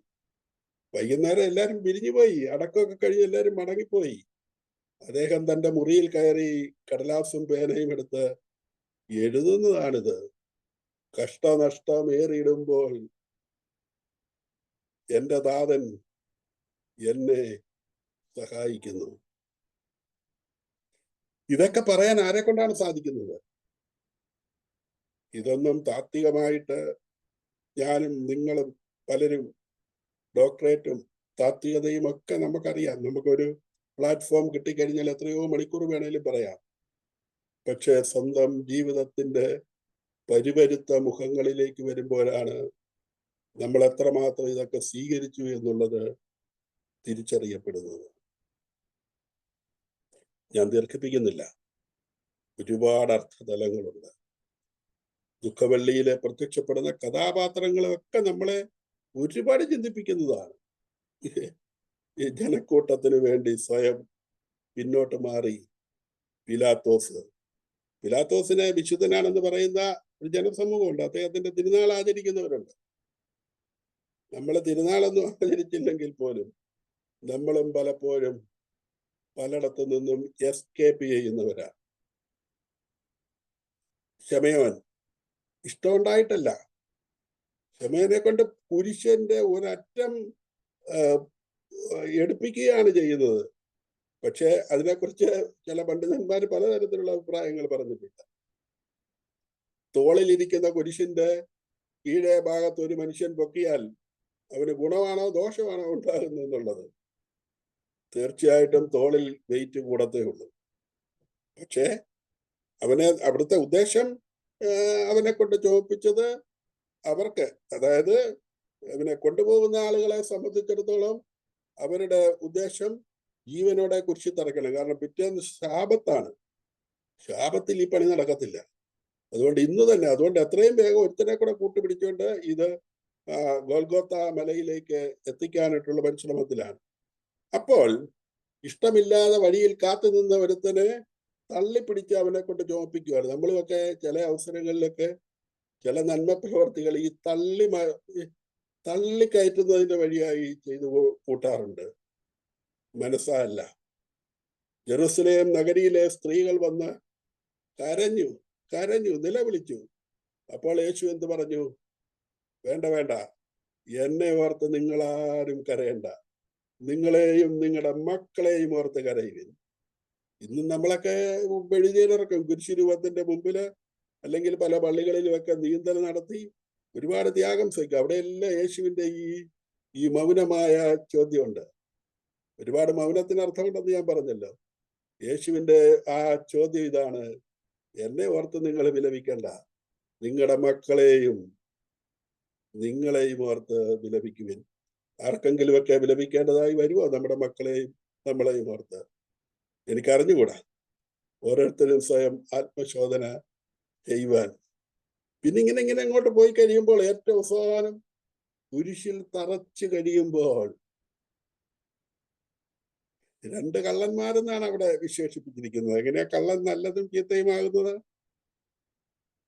ഒരു കള്ളൻ പറഞ്ഞു, ഇവനാരടാ, ഇവൻ ഇത്രയും വലിയ മഹാനാണെന്ന് പറഞ്ഞിട്ട് സ്വന്തം ജീവൻ പോലും രക്ഷിക്കാൻ കഴിയുന്നില്ലേ എന്ന്.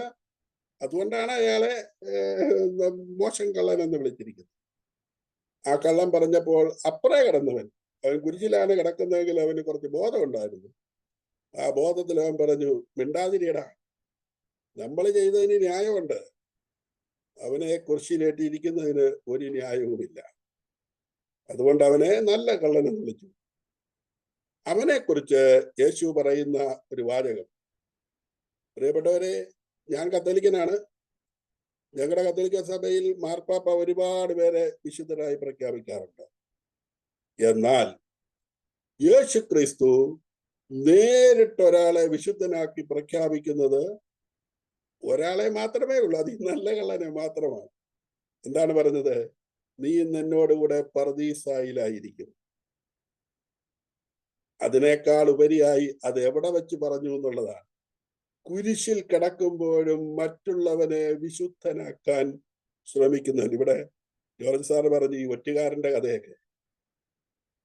നമ്മളെ സമൃദ്ധിയുടെ നടുവിലാണ് ഒറ്റുന്നത്, എന്നാൽ വേദനയുടെ നടുവിലും താൻ കുരിശിൽ കിടക്കുമ്പോഴും മറ്റുള്ളവന് നന്മ വരണമേ എന്ന് മാത്രം അഭിലഷിക്കും. ഇതൊക്കെ വലിയ വലിയ ഒരുപാട്, നമ്മുടെ ഈ ഡോക്ടറേറ്റ് എടുക്കാനും നമ്മൾ വേണമെങ്കിൽ വാദപ്രതിവാദം നടത്താനും ഉള്ള ഒരു വിഷയമല്ലിത്. ഇത് ജീവിക്കാനായിട്ടുള്ള ഒരു വിഷയം. ഏത് ജാതി മതത്തിനും ഇതൊരു, യേശു ഒരു ജാതിയുടെ ആളല്ലായിരുന്നു. ഒരുപക്ഷെ മതസമൂഹത്തിന് ഈ പുറംതിരിഞ്ഞു നിന്ന ആളാണ്. പുരോഹിതന്മാരെയും അവിടുത്തെ ദുരാചാരങ്ങളെയും ഒക്കെ ചോദ്യം ചെയ്ത ആളാണ്. ഈ അർത്ഥത്തിൽ കണ്ടോളൂ എല്ലാ ആളുകളും. ഇങ്ങനെ സമൂഹ മനസാക്ഷിക്ക് മുമ്പിൽ തിരിച്ചു പിടിച്ച ഒരു കണ്ണാടിയായിരുന്നു യേശു ക്രിസ്തു. എന്നാൽ വെറുമൊരു വിപ്ലവകാരിയോ സാമൂഹിക പരിഷ്കർത്താവോ ധാർമ്മികനോ മാത്രമല്ല.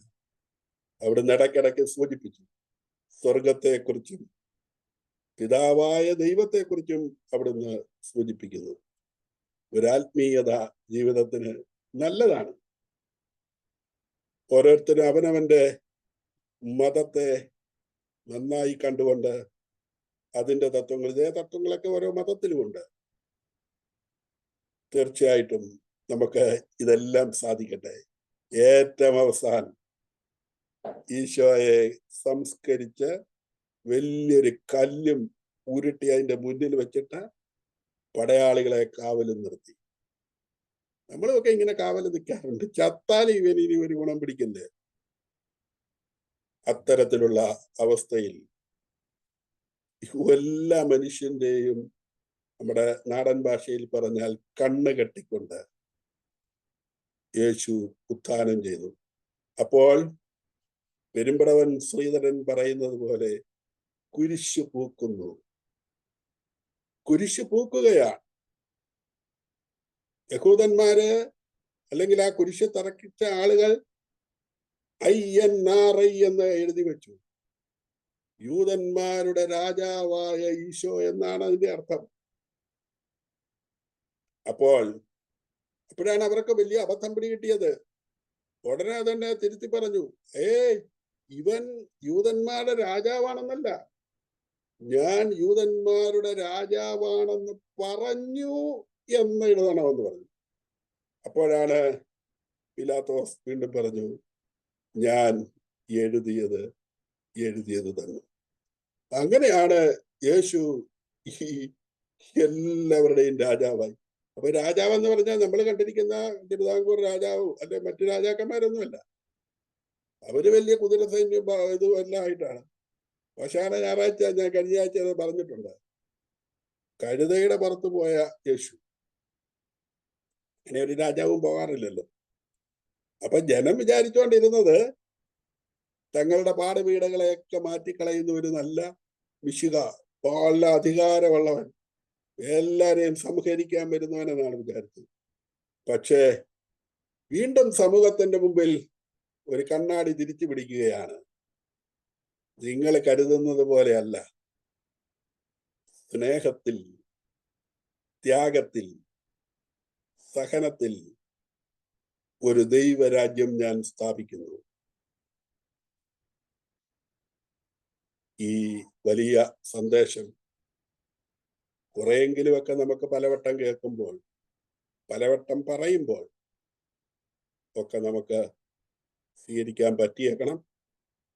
എന്തായാലും 2000 വർഷങ്ങൾക്ക് മുമ്പ് സംഭവിച്ച ഈ സംഭവം ഇന്നും ജനമനസ്സുകളിൽ വളരെ പച്ച പിടിച്ചു നിൽക്കുന്നു എന്നുള്ള വലിയ യാഥാർത്ഥ്യം. കുറെ പേര് വിശ്വസിക്കാത്തവരോ വിട്ടുപോകുന്നവരോ എതിർ സാക്ഷ്യം നൽകുന്നവരോ ഉണ്ട്. അതൊന്നും ഇവിടെ പ്രശ്നമല്ല. ഒരുപക്ഷെ പത്രമാധ്യമങ്ങളിലൂടെ അല്ലാതെയൊക്കെ എന്നെ കേൾക്കുന്നവരും നിങ്ങളുമൊക്കെ ക്രിസ്തുവിന്റെ അനുയായികൾ എന്ന് പറയുന്ന ആളുകൾ തെരുവിൽ കാട്ടുന്ന പരിപാടികൾ, തമ്മിൽ തല്ലുന്നത് ഒരുപക്ഷെ ആത്മീയ അധ്യക്ഷന്മാർ ഉൾപ്പെടെ ഒക്കെ കണ്ടേക്കാം. എനിക്കൊന്നേ പറയാനുള്ളൂ, അതിലൊന്നും കാര്യമില്ല. കാരണം നമ്മൾ അവരിലല്ല, നമ്മളുടെ വിശ്വാസം ക്രിസ്തുവിലാണ്. അവരെ വിശ്വസിക്കാൻ പോയാൽ പണി പറ്റിപ്പോവും, പാളിപ്പോവും. നമ്മളുടെ വിശ്വാസം ക്രിസ്തുവിലാണ്. ക്രിസ്തു എന്ന് പറയുന്നത് ഒരു മതത്തിന്റെയും ആളല്ല, ആർക്കും വിശ്വസിക്കാം, ഉള്ളിന്റെ ഉള്ളിൽ വിശ്വസിക്കാം. മഹാത്മാഗാന്ധി വലിയൊരു ക്രിസ്ത്യാനിയായിരുന്നു. അദ്ദേഹം തന്നെ അത് പറയുന്നുണ്ട്. ഞാൻ വളരെയേറെ ഇഷ്ടപ്പെടുന്ന പുസ്തകം, ഞാൻ വായിച്ചിട്ടുള്ള പുസ്തകം, ഏറ്റവും കൂടുതൽ തവണ വായിച്ചിട്ടുള്ള പുസ്തകം ബൈബിളാണ് എന്നൊക്കെ അദ്ദേഹം പറയുന്നു. ഇങ്ങനെ നിരവധി ആളുകൾ. ഞാൻ ഇനി നീട്ടുന്നില്ല. എനിക്ക് ഈ ഒരു വർഷവും ഇങ്ങനെയൊക്കെ പറയാൻ സാധിച്ചത് എൻ്റെ ഈ രോഗക്കിടക്കയിൽ എനിക്ക് കുറെ കൂടി ആശ്വാസത്തിന് കാരണമാകുമെന്നും ഞാൻ ഉറച്ചു വിശ്വസിക്കുന്നു. എനിക്ക് വേണ്ടി നിങ്ങളും പ്രാർത്ഥിക്കണമേ. ഞാൻ നിങ്ങൾക്ക് എല്ലാവർക്കും വേണ്ടി പ്രാർത്ഥിക്കുന്നു.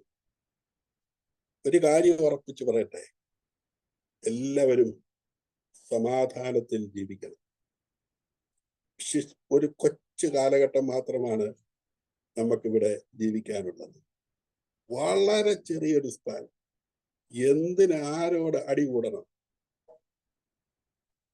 4 ദിവസം കടന്നു കഴിഞ്ഞാൽ തീരാവുന്ന ബാങ്ക് ബാലൻസ്, 4 ദിവസം പരസഹായം വേണ്ടി വരുന്ന അവസരത്തിൽ എല്ലാവരാലും ഒരുപക്ഷെ തള്ളിക്കളയപ്പെടുന്നവരുമാണ് ഏത് പ്രഗത്ഭനും. നന്ദി, നന്ദി, നന്ദി.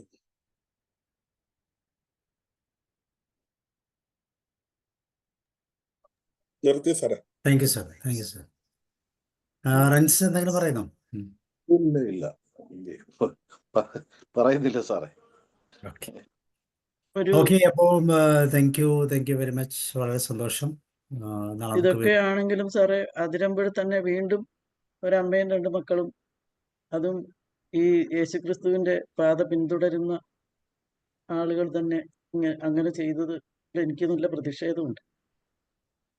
പക്ഷെ ചെയ്തവരോട് നമ്മൾ എങ്ങനെ പ്രതിഷേധിക്കും? അതല്ലേ പ്രശ്നം. ചെയ്തവരോടല്ല, ഒരു അത്താണി ഇല്ലാതെ വന്നത് കൊണ്ടാണല്ലോ അല്ല, അങ്ങനെ അത് ചെയ്തത്. അതിനെന്തോരം ഓപ്ഷൻസ് ഉണ്ട്. ആ ഓപ്ഷൻസ് ഒക്കെ ഇങ്ങനെ പെട്ടെന്ന് അങ്ങനെ ഒരു നിമിഷം കൊണ്ട് എല്ലാം മറന്നു പോകുന്നത് എങ്ങനെയാ? എന്തോരം ഓപ്ഷൻസ് മറന്നതല്ല, ഉണ്ട്. അത്രയും പീഡനം സഹിച്ചു കാണും തലേ ദിവസം. അല്ല, ഇവരുടെ ഫാദർ ഉണ്ട്, ബ്രദർ ഉണ്ട്, ഫാദർ അവർക്കൊന്നും അറിയില്ലല്ലോ. യു കെയിൽ പോയിരിക്കുമായിരുന്നു. അല്ല, എന്നാലും എന്തൊരു ഓപ്ഷൻസ് ഉണ്ട്. നമ്മൾ അങ്ങനെ ചെയ്ത് ഇതിനൊരു മുൻവിധി എന്ന് പറയാനില്ല. ഈ ഒരു കമ്മ്യൂണിക്കേഷൻസ്, കോണ്ടാക്റ്റുകൾ ഇൻക്രീസ് ചെയ്യുക, കാര്യങ്ങൾ തുറന്നു പറയുക. അങ്ങനെയല്ല സാർ, എൻ്റെ ഒരു അഭിപ്രായം, ഉം. ക്രിസ്ത്യൻസിനെ സംബന്ധിച്ചിടത്തോളം ഇങ്ങനെ ഒരു വിഷമം ഉണ്ടെങ്കിൽ പള്ളിയിലച്ഛനോട് പോയി പറയാൻ പറ്റണം. അല്ലെങ്കിൽ പിന്നെ അവിടെ ഒരു പള്ളിയിലച്ഛൻ്റെ ആവശ്യമില്ല. അറ്റൻഡറി ആയിട്ട് പറഞ്ഞാൽ, ഈ പള്ളിയിലച്ഛനോട് ഇത് എന്ന് പറഞ്ഞാൽ പിന്നെ പള്ളിയിലച്ഛൻ പീഡിപ്പിക്കുന്ന അവസ്ഥ ആണല്ലോ ഇപ്പൊ കാണുന്നത്. ഇതൊക്കെ മാറണം ശരിക്കും. ഇല്ല, ഒരു അതിനകത്ത് ശരിക്കും പറഞ്ഞാൽ അവിടുത്തെ ഒരു സർക്കിൾ ഇൻസ്പെക്ടർ ഉണ്ടല്ലോ, നമ്മള് ഹൗസ് സ്റ്റേഷൻ ഓഫീസർ എന്ന് പറഞ്ഞ CPO. അദ്ദേഹം എഴുതിയിരുന്ന ഒരു കമന്റ് 2 ദിവസം മുമ്പ് ഒരു കമന്റ് പുള്ളി എഴുതിയിരുന്നു. അപ്പൊ ആ പുള്ളി വളരെ ക്രിയാത്മകമായ രീതിയിൽ ഇതുപോലുള്ള കാര്യങ്ങൾ ചെയ്യുന്നതായിട്ടും ഈ ഇങ്ങനെയുള്ള പ്രശ്നത്തിലുള്ളവരൊക്കെ കൃത്യമായിട്ട് ഓഫീസിൽ അല്ലെങ്കിൽ പോലീസ് സ്റ്റേഷനിൽ കൊണ്ടുവന്ന് എഴുതി അല്ലെങ്കിൽ ലെറ്റർ എഴുതി കൺസെന്റ് വാങ്ങി കൃത്യമായിട്ട് ഇൻട്രോഗേറ്റ് ചെയ്ത് പോകുന്ന ഒരു വ്യക്തിയാണ്. അപ്പൊ അദ്ദേഹം തന്നെ ചോദിച്ചതാണ്, എന്തുകൊണ്ട് എന്നോടൊന്ന് പറയാൻ പറ്റിയില്ല. അപ്പൊ ഇങ്ങനെയുള്ള ഓപ്ഷൻസ് ഇഷ്ടം പോലെ ഉണ്ട്, പക്ഷെ ഇങ്ങനെ പെട്ടെന്ന് ആയി പോകുന്നു നമുക്ക് ചിന്തിക്കാം. അപ്പൊ നമ്മൾ ഇതിനു മുമ്പ് കണ്ടല്ലോ, ട്രെയിനിൽ ചാടി ഒരു അമ്മയും മോളും മരിച്ചു. അതും ഇതേ സ്ഥലത്തല്ലേ, ഏറ്റുമാനൂര്. അതെ, പക്ഷെ അപ്പം അവിടെയൊന്നും ഈ പറഞ്ഞ പോസിബിലിറ്റി ഇല്ലാത്ത സ്ഥലങ്ങളൊന്നും അല്ലല്ലോ. പക്ഷെ ഇങ്ങനെ ആകുന്നു എന്ന് നമുക്ക് മനസ്സിലാവുന്നില്ല. ഇത്രയ്ക്കും പെട്ടെന്നൊരു നിമിഷം കൊണ്ട് ഇതെല്ലാം എല്ലാവരെയും മറന്നു പോകാൻ ശരിക്കും പറ്റും. പോലീസ് സ്റ്റേഷനിൽ പോകുമ്പോൾ അതൊരു നാണക്കേടായി മാറും. ഇതൊരു കുമ്പസാര രഹസ്യം പോലെ അച്ഛനോട് പോയി പറഞ്ഞാൽ അച്ഛനൊന്ന് അന്വേഷിക്കാൻ പറ്റുന്ന ഒരു സാഹചര്യം ഇല്ലെങ്കിൽ പിന്നെ പള്ളി അച്ഛനൊന്നും അതുകൊണ്ട് കാര്യമില്ല ശരിക്കും പറഞ്ഞാൽ. പള്ളിയച്ഛൻ എന്നല്ല, ആർക്കും ഇതൊക്കെ ചെയ്യാവുന്ന കാര്യങ്ങളേ ഉള്ളൂ. അല്ല, വേറൊരാൾ ഇടപെടുന്നത് പോലെ അല്ല. അപ്പൊ നമ്മൾ അവിടെ എങ്ങാനും ഉണ്ട്, നമ്മൾ എന്തെങ്കിലും കേട്ട് അവരോടെന്ന് ചോദിച്ചാൽ അവർ നമ്മുടെ ഓടിക്കരുത്. പിന്നെ നമുക്ക് അവർക്കിപ്പോ ഇവിടെ വീട്ടിലെ ആളില്ലായിരുന്നു എന്നുള്ളത് മാത്രമേ എൻ്റെ അകത്തൊരു ഇതുള്ളൂ എന്ന് എനിക്ക് തോന്നുന്നു. എന്തെങ്കിലും ആട്ടെ. അപ്പൊ ഇതൊക്കെ ഒരു വലിയ ക്രൈസിസ് ആണ്. ഇതൊക്കെ മാനേജ് ചെയ്യേണ്ടതാണ്. ഇഷ്ടംപോലെ എന്തൊക്കെ മാർഗങ്ങളുണ്ട്. ഇപ്പം ദിശ എന്നൊക്കെ പറയുന്ന നമ്പറുകളില്ലേ, ഫ്രീ ആയിട്ട് വിളിച്ചു കഴിഞ്ഞാൽ അപ്പം തന്നെ സഹായം കിട്ടുന്നുണ്ടല്ലോ. ഇവര് മൾട്ടിപ്പിൾ ടൈംസ് ഇങ്ങനെയുള്ള ഒരു അറ്റംപ്റ്റിലേക്ക് ശ്രമിച്ചു എന്നുള്ള ഇതൊക്കെ പറയുന്നുണ്ട്. അല്ല, അപ്പൊ ഞാൻ ഇന്നലെ ആ ഒരു ദിവ്യ ജോയി, ആ പോസ്റ്റ് പാർട്ടം ഡിപ്രഷൻ വന്ന ആ കുട്ടിയുടെ ഒരു വീഡിയോ കണ്ടു. ആ കുട്ടി എപ്പോഴും ഈ ജനമൈത്രി പോലീസിനെ ഒക്കെ വിളിക്കുമായിരുന്നു. എന്നിട്ടും ആ കുട്ടിക്ക് ഒരു അവസരം, നല്ലൊരു നിലവാരത്തിലോട്ട് വരാൻ പറ്റിയില്ല എന്നുള്ളതാണ്. എല്ലാവർക്കും ഒരു പരിമിതി ഉണ്ട്. എല്ലാവരും ഒന്ന് ഇടപെട്ടു എന്നല്ലാതെ ആത്മാർത്ഥമായിട്ട് ആരും ഇടപെടുന്നുണ്ടെന്ന് എനിക്ക് തോന്നിയില്ല. ആ കുട്ടിയുടെ വർത്താനം കേട്ടു. ആ കുട്ടി ഇത് ആത്മഹത്യ ചെയ്തല്ലോ. അതെ, ആത്മാർത്ഥമായിട്ട് ഇടപെടാൻ ഈ പറഞ്ഞ പോലെ ഒന്ന് ഓപ്പൺനെസ് എന്ന് പറയുന്ന ഒരു പാർട്ടുണ്ട്. ഇത് ഇങ്ങനെയാണ് സംഭവിക്കും എന്ന് ഒരിക്കലും ഒരു നിമിഷത്തെ അപ്പൊ ഇങ്ങനെ ആയി പോകുന്നതായിരിക്കും. ഇനി മുന്നോട്ട് പോകാൻ പറ്റത്തില്ല എന്നൊക്കെ തോന്നിയിട്ടായിരിക്കാം എന്തോ. അല്ല, ആ കുട്ടി പറയുന്നുണ്ട്, ഞാൻ ഇവിടെ തന്നെ നിന്നാ ഞാൻ ഒരു കൊലപാതകയായി പോകും. പലതവണ കൊച്ചിനെ കൊല്ലാൻ തുടങ്ങുകയും നെക്സ്റ്റ് മൊമെന്റിൽ അത് കൊല്ലുവാണല്ലോ എന്ന് മനസ്സിലാക്കിയിട്ട് ഓടിപ്പോയി തിരിച്ചെടുക്കുകയും ഒക്കെ ചെയ്ത കാര്യം ആ കുട്ടി പറയുന്നുണ്ട്. പെട്ടെന്നാണ് ചേഞ്ച് വരുന്നത്. അതാണ് പെട്ടെന്ന് മൂഡ് ചേഞ്ച് വരും. കാരണം അത്രമാത്രം ഒരു നമ്മളിങ്ങനെ പറയത്തില്ലേ, ഒരു എന്താ പറയാ, മൂഡ് മാറുന്ന ആ ഒരു അവസ്ഥ അത് പറയാൻ പറ്റത്തില്ല. പെട്ടെന്ന് അത് കുറെ നാള് കൊണ്ട് ആകുന്നതാണ്. അപ്പം അതിന്റെ ഫസ്റ്റ് സ്റ്റേജ് തുടക്കത്തിലൊക്കെ അത് കൃത്യമായിട്ട് അതിന് ശരിക്കും അമ്മയില്ലായിരുന്നു, ഈ വീട്ടിൽ പ്രസവിച്ച് കിടക്കേണ്ടി വന്നു. അപ്പൊ ഒരു കെയർ കിട്ടിയില്ല. അങ്ങനെയൊക്കെയുള്ള ചില ഇഷ്യൂസ് ആണ്. അതാണ് അതിന്റെ ഇഷ്യൂ. അപ്പൊ അതെപ്പോഴും ജനമൈത്രി പോലീസിനെയും പിങ്ക് പോലീസിനെയും ഒക്കെ വിളിക്കുന്ന കാര്യം അത് പറയുന്നുണ്ട്. പിന്നെ ഇതിനകത്ത് സാമ്പത്തികമായിട്ടുള്ള ഒരു പ്രശ്നം എപ്പോഴും വരാം. അതൊരു വലിയൊരു ഫാക്ടറാണ്, ചെറിയൊരു ഫാക്ടറല്ല. ഇന്നാളെ ആരാണ്ട് പറയുന്നു കേട്ടു, എളുപ്പത്തിൽ പൈസക്കാരനാകാൻ ഒരു കാര്യം ചെയ്താൽ മതി, നല്ലൊരു വലിയ വീട്ടിൽ നിന്ന് പെണ്ണ് കിട്ടിയാൽ മതി. ടീച്ചർ പറഞ്ഞത് വലിയൊരു പങ്കിൽ ശരിയാണ്. പക്ഷെ നമുക്ക് ഈ ഒരു പ്ലാറ്റ്ഫോമിലോ ഇങ്ങനെ ഒരു ചർച്ചയിലോ അതിനൊക്കെ സൊല്യൂഷൻ പൂർണ്ണമായിട്ട് പറഞ്ഞ് തീർക്കാൻ പറ്റില്ല. ഇതെല്ലാം ഓരോ അനുഭവങ്ങളും ഓരോ സംഭവങ്ങളും ജീവിച്ചിരിക്കുന്ന മറ്റുള്ളവര് പാഠമാക്കണം. ഇനി ഒരാൾക്കും ഇങ്ങനെ സംഭവിക്കരുത്, നമ്മുടെയൊക്കെ മനസ്സ് കഠിനമാകരുത് എന്നൊക്കെ തീരുമാനിക്കണം ഓരോരുത്തരും. ഈ സ്ത്രീകൾ ഇപ്പൊ ചെയ്തവര്, സ്ത്രീയാണേലും പുരുഷനാണേലും, ഒരുപക്ഷെ അവരെ സഹായിക്കാൻ പര്യാപ്തമായ ഒരാളോട് പറയുന്നതിന് മുമ്പ് അവർ ആ തീരുമാനം എടുത്തു കഴിഞ്ഞു. ഒരു അധികാരം ഇല്ലാത്തവർക്ക് സഹായിക്കത്തില്ല സാറേ. ഞാനിത് എന്റെ തൊട്ട വീട്ടിൽ ഒരു ചെറിയ പെൺകുട്ടി എന്നോട് വന്ന് പ്രശ്നം പറഞ്ഞു. പക്ഷെ ഞാൻ അവിടെ ചെന്ന് ഇടപെടാൻ പറ്റില്ല. അവര് സഹായിക്കാൻ, അവരൊന്നും കയ്യിൽ നിന്ന് എടുത്ത് കൊടുക്കാൻ അങ്ങനെ വേണ്ട.